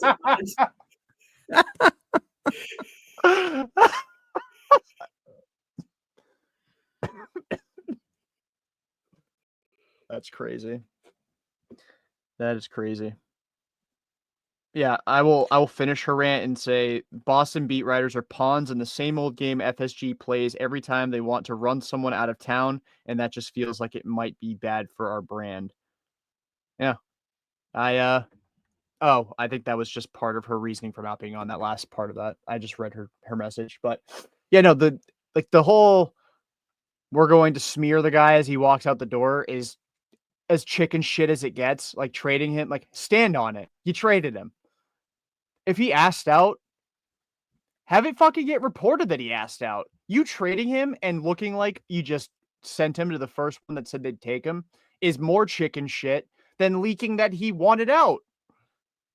I have no sympathy for the Red Sox organization. I will not buy any bullshit that they come out with about unless a player comes forward and is like, yeah, no, like that was really kind of a cloud over us, which is also serious loser energy. But if like the masses of the Red Sox clubhouse are like Rafi's being a pain in the ass and I don't really like him anymore, then I guess you can justify it that way. But chicken shit behavior and the fucking beat writers carrying their water is chicken shit behavior as well. I just don't get why Breslow gets so much leeway with the media that neither Dombrowski or Bloom ever got. Like it feels so bizarre because like everything either of those guys did was like it felt way more like under a microscope, and everything Breslow does is like this is brilliant. Remember when people hated the Chris Sale trade because of trading Moncada? Oh, Yeah. he's depleting the farm system. How could you trade for Chris Sale? Look at his motion. That's a ticking time bomb. They kind of cooked with that one, but that's beside the point. Like every time Dombrowski made a trade, it's like, oh, there's more prospects out the door. All this motherfucker does is trade from the farm system. And yeah, Bloom never got any sort of benefit of the doubt. And I mean, it helps that the team owner literally owns a newspaper, which I think is also chicken shit because that's a massive conflict of interest. It's bullshit. I cannot stand any party involved in this. Like really, I can't. You know what's crazy is Ken why can I never pronounce his name? Can someone pronounce Ken Rosenthal's name, please? Rosenthal. Rosenthal. Wow. Gesundheit. I don't know why. I always get it caught up on it, but he literally had Red Sox potentially trading Rafael Devers, not seeming that far-fetched 3 days ago. Like, he was definitely hearing stuff. And he put it out there as like, oh yeah, it's not that crazy. You know, he just casually threw that out there. We got Ken Rosenthal having like his Derrick Rose 50-point game. Like that guy's so beyond washed, but the Devers getting traded report is like when D Rose dropped 50 for the Timberwolves. It's like, oh shit, he's back. That'll be the last thing he reports all year, other than him going on this podcast. I'm sure Peter Gammons will drop the story tomorrow. He'll just tweet another picture of Lourdes Gurriel. Or wasn't his dad that he tweeted a picture of? Yeah. It's like, oh, this guy played for the Reds. Like that means nothing to any part of what's going on. Well, I'm curious what they end up doing lineup wise. Like, are you just now like how close is Bregman to coming back? He's got to be close, right? Like you got to think he's back in the next 10 days. If you're trading Devers now, that would make sense. If you're willing to trade Devers to a team you're facing this week, you better be damn sure that either Yoshida and or Bregman are back this week. I think Yoshida coming back makes a lot of sense. Has he faced anybody but Noah Song since March? I mean, he faced whoever was throwing batting practice last week at Fenway. Maybe it was like on Friday or whatever day it was, Monday. Yeah, maybe it was Zach Penrod. Probably fucking Jose David Flores, our first base coach. In between him stealing signs from Hector Neris, he was throwing BP to Yoshida. Man, fuck Craig Breslow. There you go. I just can't get over this timing. Why is it now when you have momentum and not like 3 weeks ago where you're 2 weeks ago when you're 6 games below 500 and you're looking for something to spark something. Like, it would have sucked then too, don't get me wrong, but like, you're doing well right now. Like,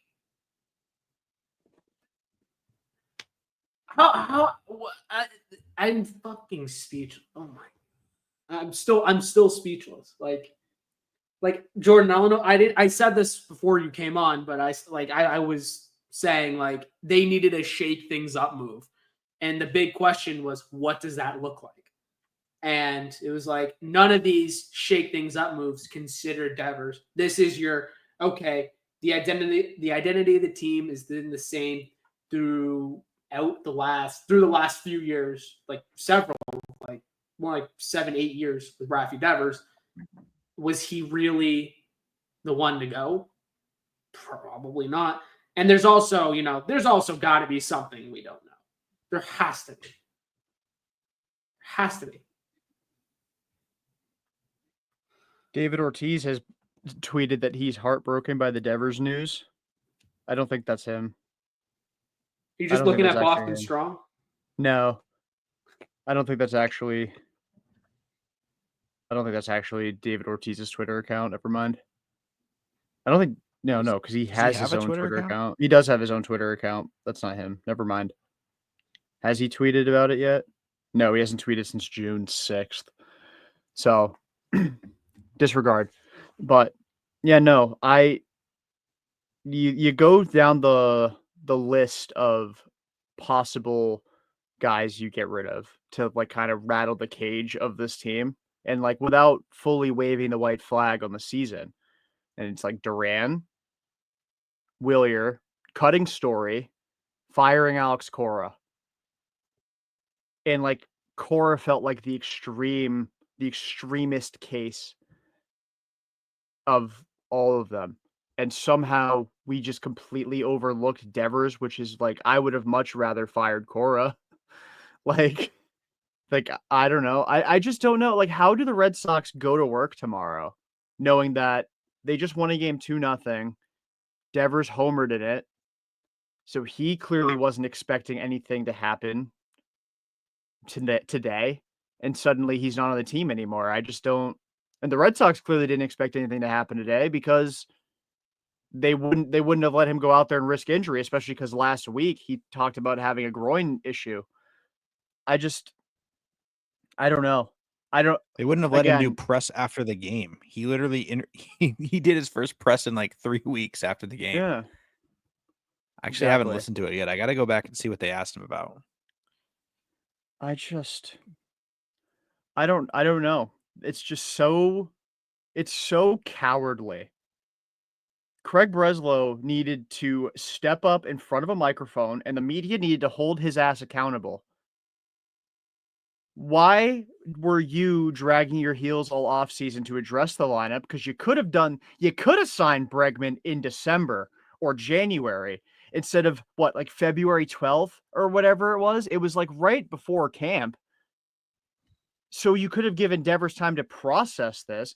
You could have also saved your manager from from standing there up there with his dick in his hand at Fenway Fest saying that Bregman's a Gold Glove second baseman. Because that also, again, I can't stress enough the messaging problem within the organization. If you signed Bregman in December and Devers wasn't ready to DH by March, that's on him. And I would have absolutely been at the defense of the organization in that case. You gave him 4 months to get ready for it, and he wasn't.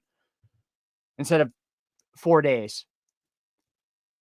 And now you're trading him because he won't play first base over 2 guys who are killing the ball and like really helping you win.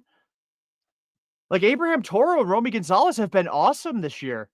I get that neither of them have the track record that would make you think that they could sustain it in tandem over 162, but they just have to get you to July. They just have to get you to like July 20th when teams are far enough out of it. Or like, I mean, the Brewers just traded for Andrew Vaughn. They've been trying to rebuild for 2-3 years now, they just keep being just good enough to stick around. You're telling me they can't get Rhys Hoskins to play first base? They've already said they're fielding offers on Jake Bowers. He plays first base. And again, Toro and Romy have been great. And you're trading Devers because he wouldn't go to first? Like, grow up, dude. He should be in front of the media right fucking now. Where is he? Is he going to go over all the questions he's going to get asked tomorrow? I got one for you. Why the fuck did you trade Rafael Devers? On repeat. There's no answer he can give that's justified. None.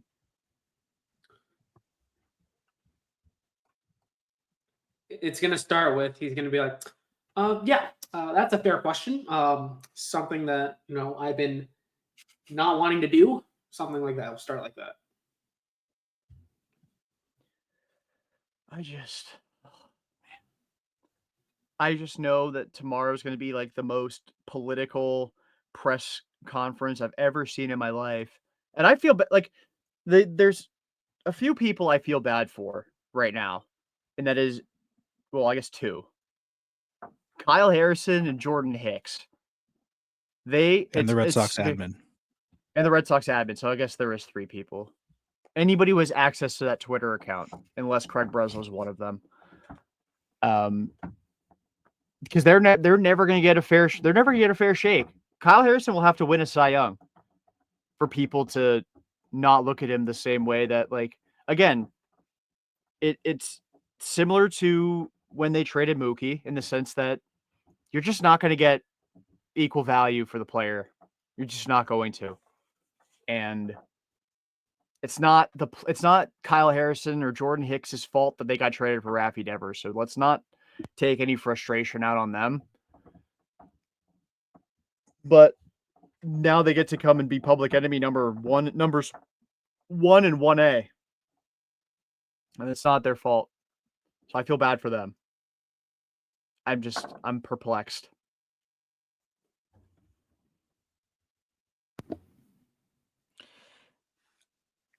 I'm trying to think if there's any moves that in not just the Red Sox history, because there obviously isn't, just MLB history in general. Is there any move that you can think of where a team traded a player with $250 million left on the contract and that the other team took the money on? A-Rod? No, because they restructured, didn't they? Arenado. Oh yeah, Arenado got a. Or didn't the? Well, no, the Rockies sent money to go. They're like, yeah. Here you go. It's a. I don't know. I don't know. I am Stanton's a good one, but did the Marlins eat any of that? No, the Yankees took all that. That's why they were able to trade Starlin Castro for him. Starlin Castro, yeah, but that's different. No, that's probably it, right? I mean, there's haven't been that many. There haven't been that many given out, like lucrative contracts that you could compare to this. Yeah, I mean, I'm just thinking like 250 million. I'm just looking up right now. Stanton contract. Well, while you look that up, the one thing I need that needs to be stated that I don't know if you guys brought this up before I came on. Well, now the Red Sox got to do something with that money, right? So I don't know what what it has to look like. Is it just giving out extensions? Like, are you extending Meyer and Anthony and locking in that core plus Bregman? Like, you've got to keep Bregman. Like, you can't lose him now. You have to keep him. So I don't know what like they're not going to sign Kyle Tucker because they've got Duran, they've got Willier, they've got Rafaela who's already extended, and they got Roman who they're not going to. It's not going to be Kyle Tucker. Is it going to be Vladdy's not an option? He extended. Are you really going to spend that kind of coin on Pete Alonso? If so, I'm going to vomit. I know Pete's having a good year for the Mets, but I would much rather have Rafael Devers. I don't know, what's out there for pitching next offseason? Is there anybody you're willing to give a massive contract to that hits the free agent market next offseason? I don't think Big so. Framber guy. Yeah, you got to give Framber $40 million a year. Michael King, Dylan Cease. I'm not giving any of those guys $30 million a year, really. Maybe like King, maybe, but it'd probably have to be on the shorter term because he's gotten injured in the last couple of years.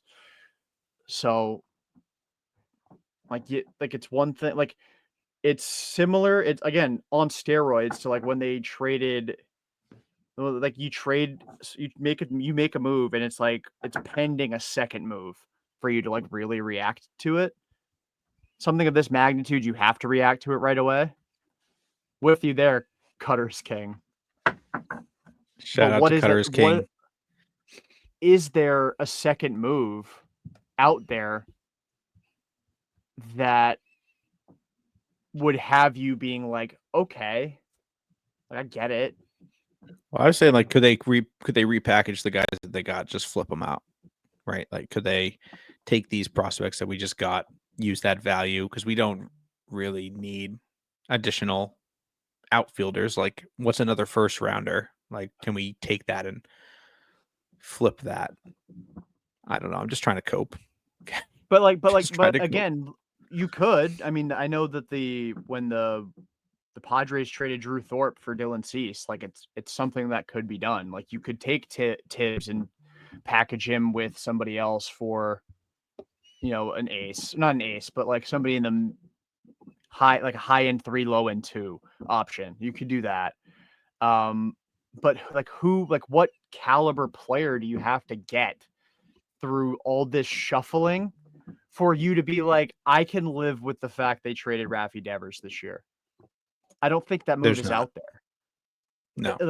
Like put every player in Major League Baseball on the table. There's like 15, maybe, that like you want to throw a mega package together for Paul Skeens and then extend him. Maybe then you'll get me on board. Yeah. But you could have always just traded guys for Skeens beforehand and done it. I would say Skeens definitely would make a lot of sense. Be definitely stoked if they could pull that off.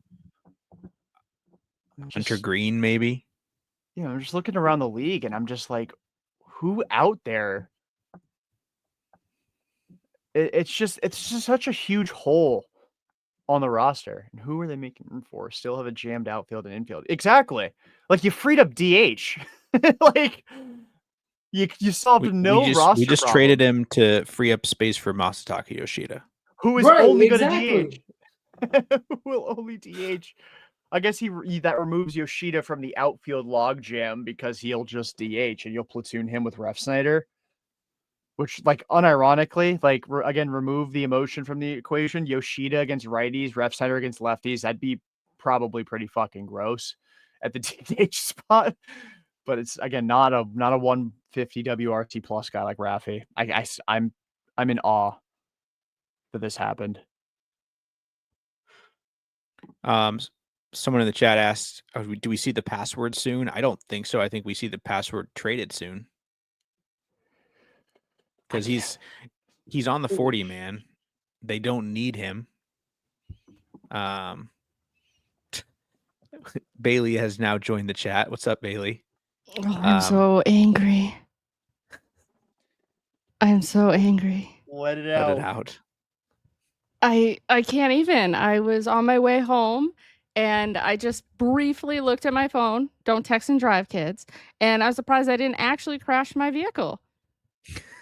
Because I was like, this can't be real. I called my mom and I made my mom like put on the TV. I've been trying to get my damn TV to work here. My Fubo won't work because Fubo's terrible. And I'm so angry. Oh, well, perfect hat you got there, Jordan. Yeah. Perfect. Yeah, he's going to look great in the new City Connects. Like, yeah, because I bought this being like, oh, we got him for a decade. This is fine to buy. Yeah, now it's trash. My mom was going to surprise me with a Devers City Connect jersey. I texted her. She's like, there's no way. And then she texted me a picture of the jersey. She's like, happy birthday. Oh, my God. Jordan, and no, tell me Jordan, you did it. no, It's no. beautiful. It's beautiful. Who's going to be our next number 11 that we? That'll Like, be Kyle Cricket. Harrison's Liar. number. Don't worry. Okay, can you? I don't even know anything about anybody in San Francisco. Can somebody explain it to me? Are these guys good? Because it's not like I woke up and I saw we traded him to San Diego and we got Tatis Jr. back or something. Are these guys good? Who did we get back? Please enlighten me. Kyle Harrison was the number 25 prospect on Baseball America entering last season. His Left-handed fastball pitcher, I'm pretty sure. lefty starter averaged 95 miles an hour last year on his heater. I mean, he's good. He's promising. He's got a rapport with Andrew Bayleigh to a degree. I mean, he hasn't pitched much at the major league level. He had a mid-fours ERA last year, and so far this year, actually the exact same ERA last year in like 120 innings as he did this year in 50 innings or something like that. Yeah, Do the I deeper like. numbers look better? It's about the same. His xFIP is better, but his expected ERA is still 4.58. His FIP is 4.30. Jordan Hicks, though, the other guy we got in there, Jordan Hicks, is right-handed pitcher. His expected stats are much better than his actual ERA. About like three runs better, actually, his expected points. But if his expected points can be 3 runs better than his actual stats, then you can imagine what his actual stats are. He is also on the injured list. Oh my god! All right, so clearly I'm late to this party, but I just want to know, like, does any of this make sense to you, or did he just piss them off so much? And are you that butthurt that this man won't play the field? Like, is your ego that fragile? That's what it seems. That's how it seems. Wow, that's ridiculous. I wish him.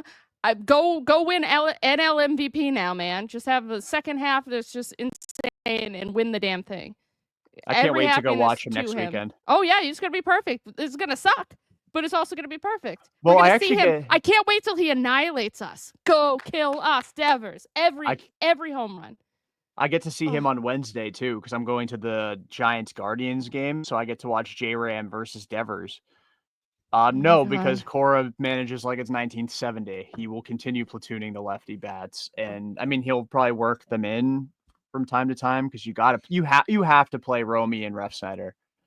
They all have so WRC good, plus of like 150 or higher. Like they are elite bats right now. Yeah, that's the only thing that is true. Even for Anthony, I think that they.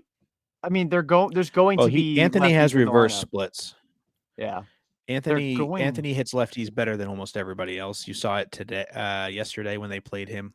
I think like they're not going to give him as much time there, but now that there's a free DH spot open, like Anthony can potentially play every day like Duran does, or at least them two can kind of split the time as the lefty that gets to play against lefties. Yeah. I can't believe that we're immediately going to see him crush our asses. Like, immediately.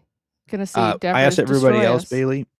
Yeah. I asked everybody else so far, what's the over-under on home runs that he's going to hit against Lucas Giolito on Sunday? Oh, he better crush every single one of them. I don't even care. Like, I don't care. Just crush. Absolutely destroy. What is the clubhouse thinking right now is what I need to know. Like, they're on a plane right now. And so, like, did they pull Devers back and say, hey, you're not getting on this plane, buddy? Like, sorry, you're on your way to San Francisco? And was everybody like, what's going on? That's a great question, because he definitely was at Fenway Park and the clubhouse attendants were packing his bags while the plane was in the air. So, wow. A parting shot was a great home run. Thanks, Rafi. I really am, like, again, why is Craig Breslow not talking to the media tonight? Immediately. You cannot make that trade. Theo Epstein, I mean, it was middle of the day on the trade deadline, so he was already at the ballpark. The media wasn't leaving for whatever, but like, you need to be on something with a microphone. Come on, Pesky Report. Come talk to us. Come talk to us, Craig Breslow. Let us be the first people you speak to that's media/media adjacent. I don't know how much credence you want to give us as media, but like you can't just do that and then hide. Like I know he'll talk tomorrow, so he's not like hiding. Like he's gonna talk tomorrow, but you have Over to do it Zoom. now. If they're gonna do it over Zoom tomorrow, just do it over Zoom right now. Right. Exactly. Ridiculous. Do we think there's any chance that Devers requested a trade on a super low key level and they were just able to get it done now? Yes, that's basically what was reported. That he would like Passan. At least that's what Passan said. But I also saw that he didn't request anything too. But that who knows collecting reports. Mike Deportes the way that jumped in the middle there and Yeah. said that it was like he expressed his love for this. This was his last meeting with management. He expressed his love for the city and his desire to stay. But if they did not value him, then to trade him. So it was not like a request, but more of a if you don't like me and you're going to complain about the way I carry myself, then I would rather play for a different team. I don't blame him. And if they want to view that as a trade request like that, then whatever. But I'm not buying that Devers was like, I don't want to be on the Boston Red Sox anymore. Me neither. And to go to San Francisco, like, I'm sorry, especially us coming off a heater, like, yeah, cool. You have a better chance of winning here. I don't really care what Buster Posey. Good for Buster. You got a great friggin' baseball player, Buster. And, but I don't foresee them winning the World Series anytime before the Boston Red Sox. So if it's a thing of winning, like, I don't get it. I really don't. So it's all Breslow's fault? Yes, basically. Mm-hmm. Yep. Yeah, I mean, it definitely easy. comes ownership 100% because, like, I hate FSG. I agree with you, Matthew, there. But, like, it's also fuck Breslow for me. I think it's a combination of the two of those groups of people. Didn't they have an internal audit like last season too? Mm-hmm. Yep. Yeah, that's man. Oh, I was gonna say that conversation of Devers requesting a trade is the equivalent of when Kenley Jansen was told by Alex Cora, well, if you don't want to be here, you can go home. And then he was like, all right, bet. I'm out of here. The vibes were so high, and now the vibes are like, who's hitting in this lineup? Like, is Yoshida coming back for Seattle? Like, what's going on? I mean, what the hell is going on? Yeah, you got to think that either him or Bregman are back playing within the next 10 days. You're not willing to trade Devers to a team you're facing this week unless I know Willier will be back. Willier's back, yeah. Fran. That's going to happen. But does this only helps a logjam of like somebody DHing, but this to me this isn't helping that logjam that everybody's talking about. It just gets rid of your best hitter who hit a home run today. There's no positive way to spin this. Unless they go super, super crazy with the money that they have freed up by trading him again. And you mentioned probably one of the only names that if the Red Sox acquired them, I'd be like okay with, and that's Tatis. Yeah. But now you have to do a whole separate trade to make that work. You have the money to do it. You just traded Devers, so you freed up that contract. So I guess Nando would probably be the one, the one guy that's. Hurts less. Yeah. He's out there, but he's not out there. But it's like he's always in trade rumors on baseball Twitter. So that's like maybe the one guy that if they went out and acquired him in like a couple of weeks, I'm like, okay, fair enough, right? Yeah, I agree with you. Like you got him. So your outfield is what Roman, Sadon, Nando with Yoshida DHing, and your infield is Bregman, Story, Meyer, Campbell, or whatever combination you want to do on the infield with the Narv catching. But like you can make it work, but you have to get a superstar to replace Devers. Like it can't just be in-house. And like you're banking way too much on I don't get it. I really don't. I have no idea what, unless something's cooking, like you're saying, unless something is really cooking, make this make sense. Because it's like I'm still gonna freak out right now in the moment, even if it somehow leads to Fernando Tatis Jr. But still, I'm like, make it make sense right this moment, please, and thank you. Oh my god, like this is the only jersey I have with me here, and I think I'm gonna go to the Angels game, so I might see you there, Jordan, and I can't wear that shit. Or maybe I can because I'm not mad at the player. I'm mad at the organization. I gotta find a way to get Raffy to sign that jersey. Oh God. Mm. Are they priming to get rid of an outfielder next? I mean, honestly, you have on one side, Craig Breslow's a coward for this for several reasons, including not talking to the media right after doing it. On the other hand, takes serious balls to do it. Like, yeah, you know, yeah, no, 100%, 100%. Like he's a coward, but huge balls to make this trade. I have no idea. Oh yeah. What they're priming to do next. It has to be something, but they have to extend Bregman, right? Like it has to happen. Mm-hmm. Like there's no ifs, ands, or buts. I mean, they chose Bregman over Raffy is what it seems like. Which is crazy to me because you can exist with both of them. And you were. And you were doing it pretty well. So that's why I think that's inexcusable. But like I keep coming, like you've calmed me down a little, Jordan, on the idea of like, can this turn into something else? Again, I love Fernando Tatis, so I would want that. But like, can it turn into, like you said, a superstar somehow to replace him? Like I'm looking at the free agent market, and it's like you freed up this money with Devers by trading Devers. So what are you spending it on? Are you going to go double dip in free agency on starters with King and Framber Valdez? Like maybe you could talk me into that. Kyle Tucker's a free agent. That's not going to happen. You have too many outfielders as it is. And then what outfielder gets dealt? I still think Willier, gun to my head, I'm picking Willier to get traded. I think Cedon, the way Cedon's been hitting, although, Duran, I don't know if Duran's necessarily falling out of favor, but the way Cora's been using him lately, sitting him against lefties, dropping him lower in the lineup, maybe. But I think Willier is the perfect balance of you get a good enough return back, and it's easier to replace him in the lineup. Like that's why I think Roman's been playing right field. I know that obviously Willier's also been out. But I think they're really hoping Roman can play right field, so then they can trade Willier and have Duran, Cedon, and Roman be the outfield.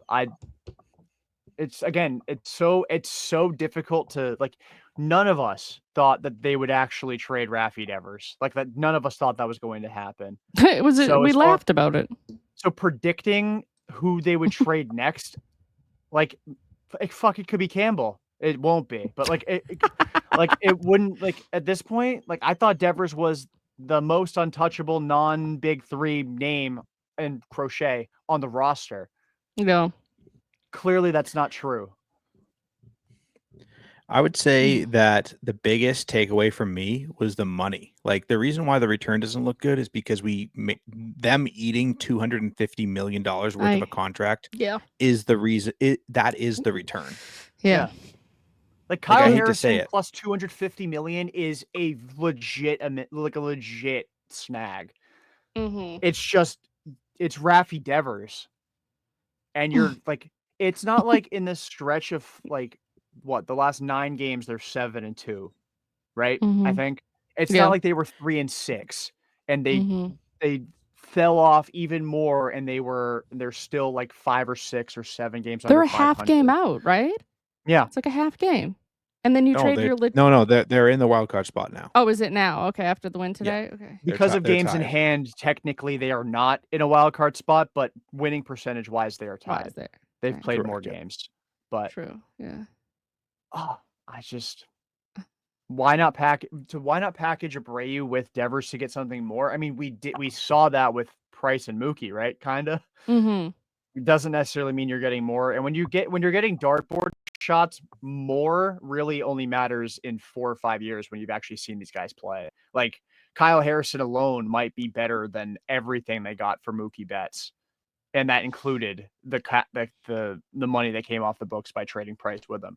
So, but it also could be way worse. Like we thought getting Vaughn Grissom and 40% of Chris Sale's remaining salary off the books was going to be a great trade for the Red Sox. Sale won Cy Young, and Vaughn Grissom is with Massa at the glue factory. So we have no idea how this is going to turn out. Oh my God. and I'll throw this question up so all of you guys have a chance to answer it. So I'm not just reading the chat. Do you guys think there's any chance that the Red Sox somehow get better and make the playoffs? Anyone prepared to answer that question? I would have an answer, say, but all right, so this is going to sound like a fanboy, and I will say yes, there is a chance. They're already in a playoff spot right now. So the question's twofold. Do you think that they're going to somehow get better and make the playoffs? I don't know of I don't know that we don't we don't have to get better. We just have to maintain and continue to find consistency the way that we have been. Um have we been playing at a place where we could play better? Yes. Will we be getting people back from injury soon, like Alex Bregman, that would help us make us better? Yes. Did we just call up Roman Anthony 6 days ago, and now we've only lost 1 out of the 6 games since he's been up? Yes. Do we have all of our big three finally called up? Yes.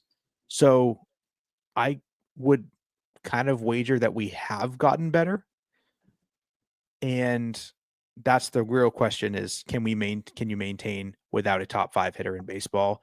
Mm-hmm. I mean, yeah, it's possible. It just kind of sucks, like, Yeah. and but that's the thing, is Alex Bregman is that top 5 hitter in baseball. So like, if we at least the way he was playing when he started the season. So you get him back, I don't think that we're missing him as badly as we're going to miss him between now and when Alex Bregman returns. I don't know. I That's my just take. don't. And you're going into a series with elite pitching in Seattle, and we've already. It's not like we blew the doors off of the Yankees with our hitting. Like, it was timely. We had our pitchers really come in and step up and do good work for us.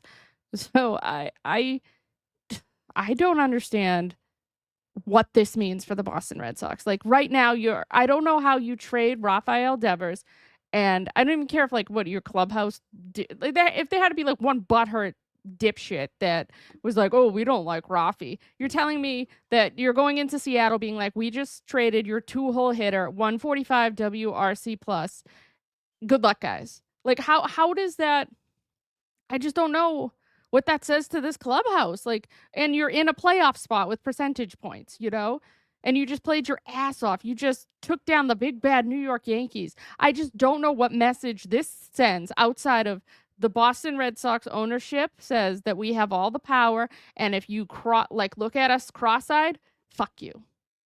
And I hate that so much. That's evil. That's evil. yeah. To answer the initial question of maintaining without a top 5 hitter in baseball, I mean, again, it seems kind of like a fence riding answer, but it depends on how legitimate the pitching is. Like, they're not going to sustain a sub 1 ERA from the last 7 games, or 6 games, like they've gotten this last stretch. But if their starting pitching has really turned a corner and they're going to give you at least 5 innings every time they take the ball, with some exceptions, obviously there's going to be bad starts over the course of 162. They can win games still. I mean, these guys still have to show up to work and play. It's not the first blockbuster trade that's ever happened in Major League history, not the first unexpected blockbuster trade to ever happen in Major League history. I mean, the Padres, it was an offseason trade, but the Padres traded Juan Soto last year, and they were way better in 2024 than they were in 2023 with him. And they still had Xander Bogaerts bogging down shortstop last year like they did in 2023. So to answer the question, yes, they can. Getting Bregman back will be huge. Whatever version of, if Willier is closer to April and early May version of Willier, yes, because they're getting a legitimately good MLB hitter back in Willier, plus the defense he plays in right field. But you got to see how certain guys respond to this. Like, now by trading Devers, it's symbolic in the sense that you have now officially let go of the Alex Spear homegrown era of Red Sox baseball. You are in homegrown 2.0. Your new core is Meyer, Campbell, Crochet, and Roman Anthony. That's your new core. So, and how are they going to respond? How are Yeah. you going to respond? Yeah. Those 3 individuals at the major league level. This is their rookie season. There's a lot of pressure to put on them. We talked Yep. for weeks about not wanting to have them come up and feel like the savior. You Well, are now. guess who has to be the savior now of the Boston Red Sox? Yeah. Those three. Because like as admirable as Trevor Story's resurgence in June has been, he's not going to be a savior. As great as getting Bregman back will be, he can replace Devers's production, but he's not the lefty that's going to hit 40 home runs. He may Mm-hmm. hit 25 or 30 prorated over 150. Maybe he'll get 40 on pace, but I just don't see how. It's going to come down to how the pitching does, and if these rookies are really ready to walk the walk, all under the age of 23 years old. Because I don't know. You just don't know. I mean, like, again, you've seen flashes from each of them, even Roman, despite only one hit at the MLB level. Mm-hmm. But are they ready to walk the walk every single day? It's just that's why I didn't think doing this now made sense. If you were going to trade him, it's a winter deal. Mm-hmm. It's a winter type trade. You don't do this in June June 15th. when you're in a over playoff 500. spot. You are Mhm. over 500 in a bad league. Like, do you think this sends the message of, because I'm seeing things on Twitter, as I look, the message of, well, just blow it all up. Like, do you think this is they did this to blow it all up, or do we think that this is leading to something else? It has to be leading to something else, because I don't know how. I mean, it gives the message of blow it all up. I will say that at the surface level, but like, unless something comes in the next couple hours, like Fernando Tatis Jr. to the Boston Red Sox. Like, outside of that, like, I don't. He'd only have to travel from Arizona to Seattle. It's not far. We are on the West Coast. This is the perfect time to do it right now. Yeah. This is the perfect time to get something like that done. But what the hell, man? What the hell? So does this mean the Red Sox are going to win the draft lottery? Oh my God. Yeah, Nico Harrison, Breslow Harrison. Ugh. I really can't believe this happened. Oh I my guess God. I'm sick. It's mind-boggling. I need to just drink my sorrows this evening, because I'm starting a cleanse tomorrow. They picked the perfect time for me to start a drinking cleanse the night before to trade Devers. So I'm going all out tonight. I'm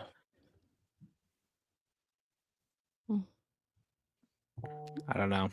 I think this was this was good vent session because we needed to talk it out, but I don't really feel much better after this. It needed to happen, but like I don't feel any better about the situation. Like, are we in a simulation right now? Like, I also just don't feel like this is really happening. Like, it just doesn't feel real. Like, I feel like I'm in a bad dream and I'm gonna wake up tomorrow. Like, that's like truly what it feels like, because it doesn't make any sense. I've never again. Go ahead.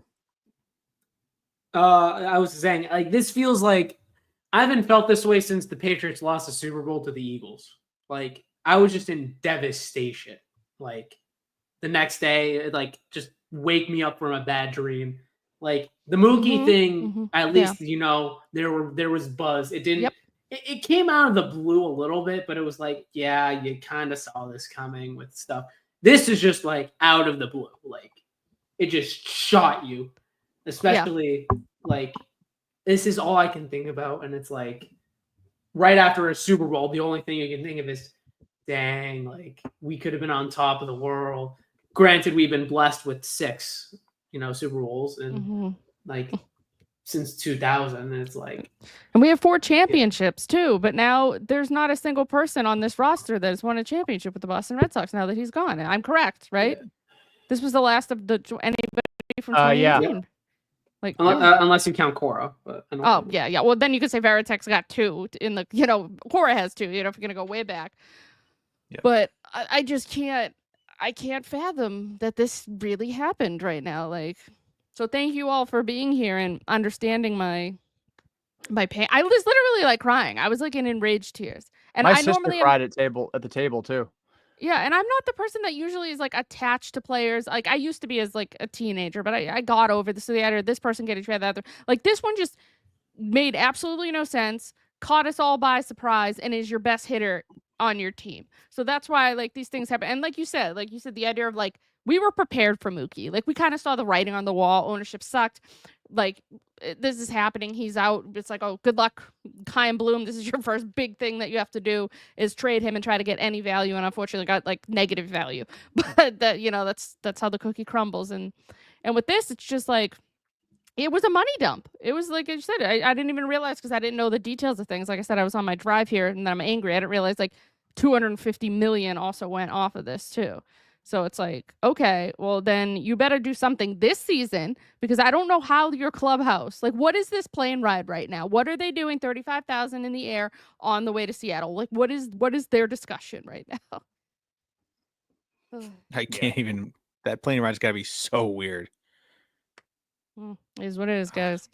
It's going to be real weird to see him immediately, too. That's going to be real fun. I'm going to hate that. Lou Merloni posted, does anyone in Seattle have a dog that I could walk for a couple of minutes? I can't wait. I need Loomer's dog walk. I need to know what these guys. I know Jared's like, it doesn't make any sense. So, yeah. Ooh. But thank you for being here, guys, and listening. All I can say is the Section 10 that's going to drop tonight is going to be. It's going to be like 5 hours. Yeah. Like we hit 2 hours and 10 minutes and didn't even really talk about the series. Yeah. Oh, they're not going to talk about the series. Yeah, and you're coming off sweeping the Yankees, the first team to do it this season. Your arch rival made Aaron Judge look like a little bitch, and they're not going to talk one thing about it as it should be. They should not talk a single thing about it. Nope. All right. Well, we should definitely close this out here, and it's been a good, like I said, it's been a good time getting on, talking through this, but not good results. And Craig went from being totally bullish in my eyes to someone who now is just fallen out of favor and lost my respect. Yeah, unless Fernando Tatis Jr. is in the next 24 hours. Yeah, chicken shit behavior. He needs to redeem himself. If he does, then I'll give him his respect and his kudos. But it's like when Nomar was traded, to go back to the beginning of this, like people did not like the Nomar trade at the time, and worked out. It worked out all right, but that's hindsight. Hindsight's 2020. So I guess we'll see how this goes. Anyone have any other final thoughts? No, just thank you for letting me jump in, gentlemen.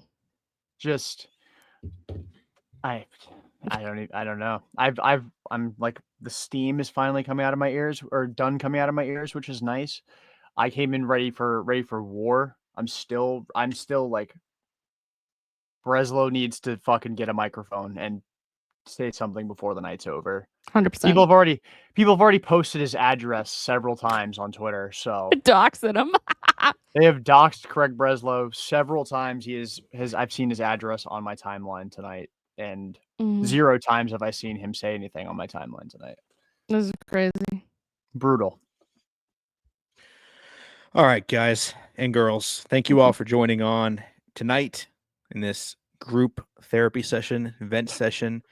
Follow us on the socials if you haven't already at the Pesky Report. We'd love to connect with you on there. Brought to you by Beyond the Monster. On behalf of Matt, we got Jason on the pod right now. We've got Jordan on. We've got Bayleigh on. Earlier, we had Brian on. We had Jack on. Appreciate you all. And in a very, very, very sad way to end the stream, but Rafael Devers, we will miss you. And, love you. Go Red Sox, despite all of this.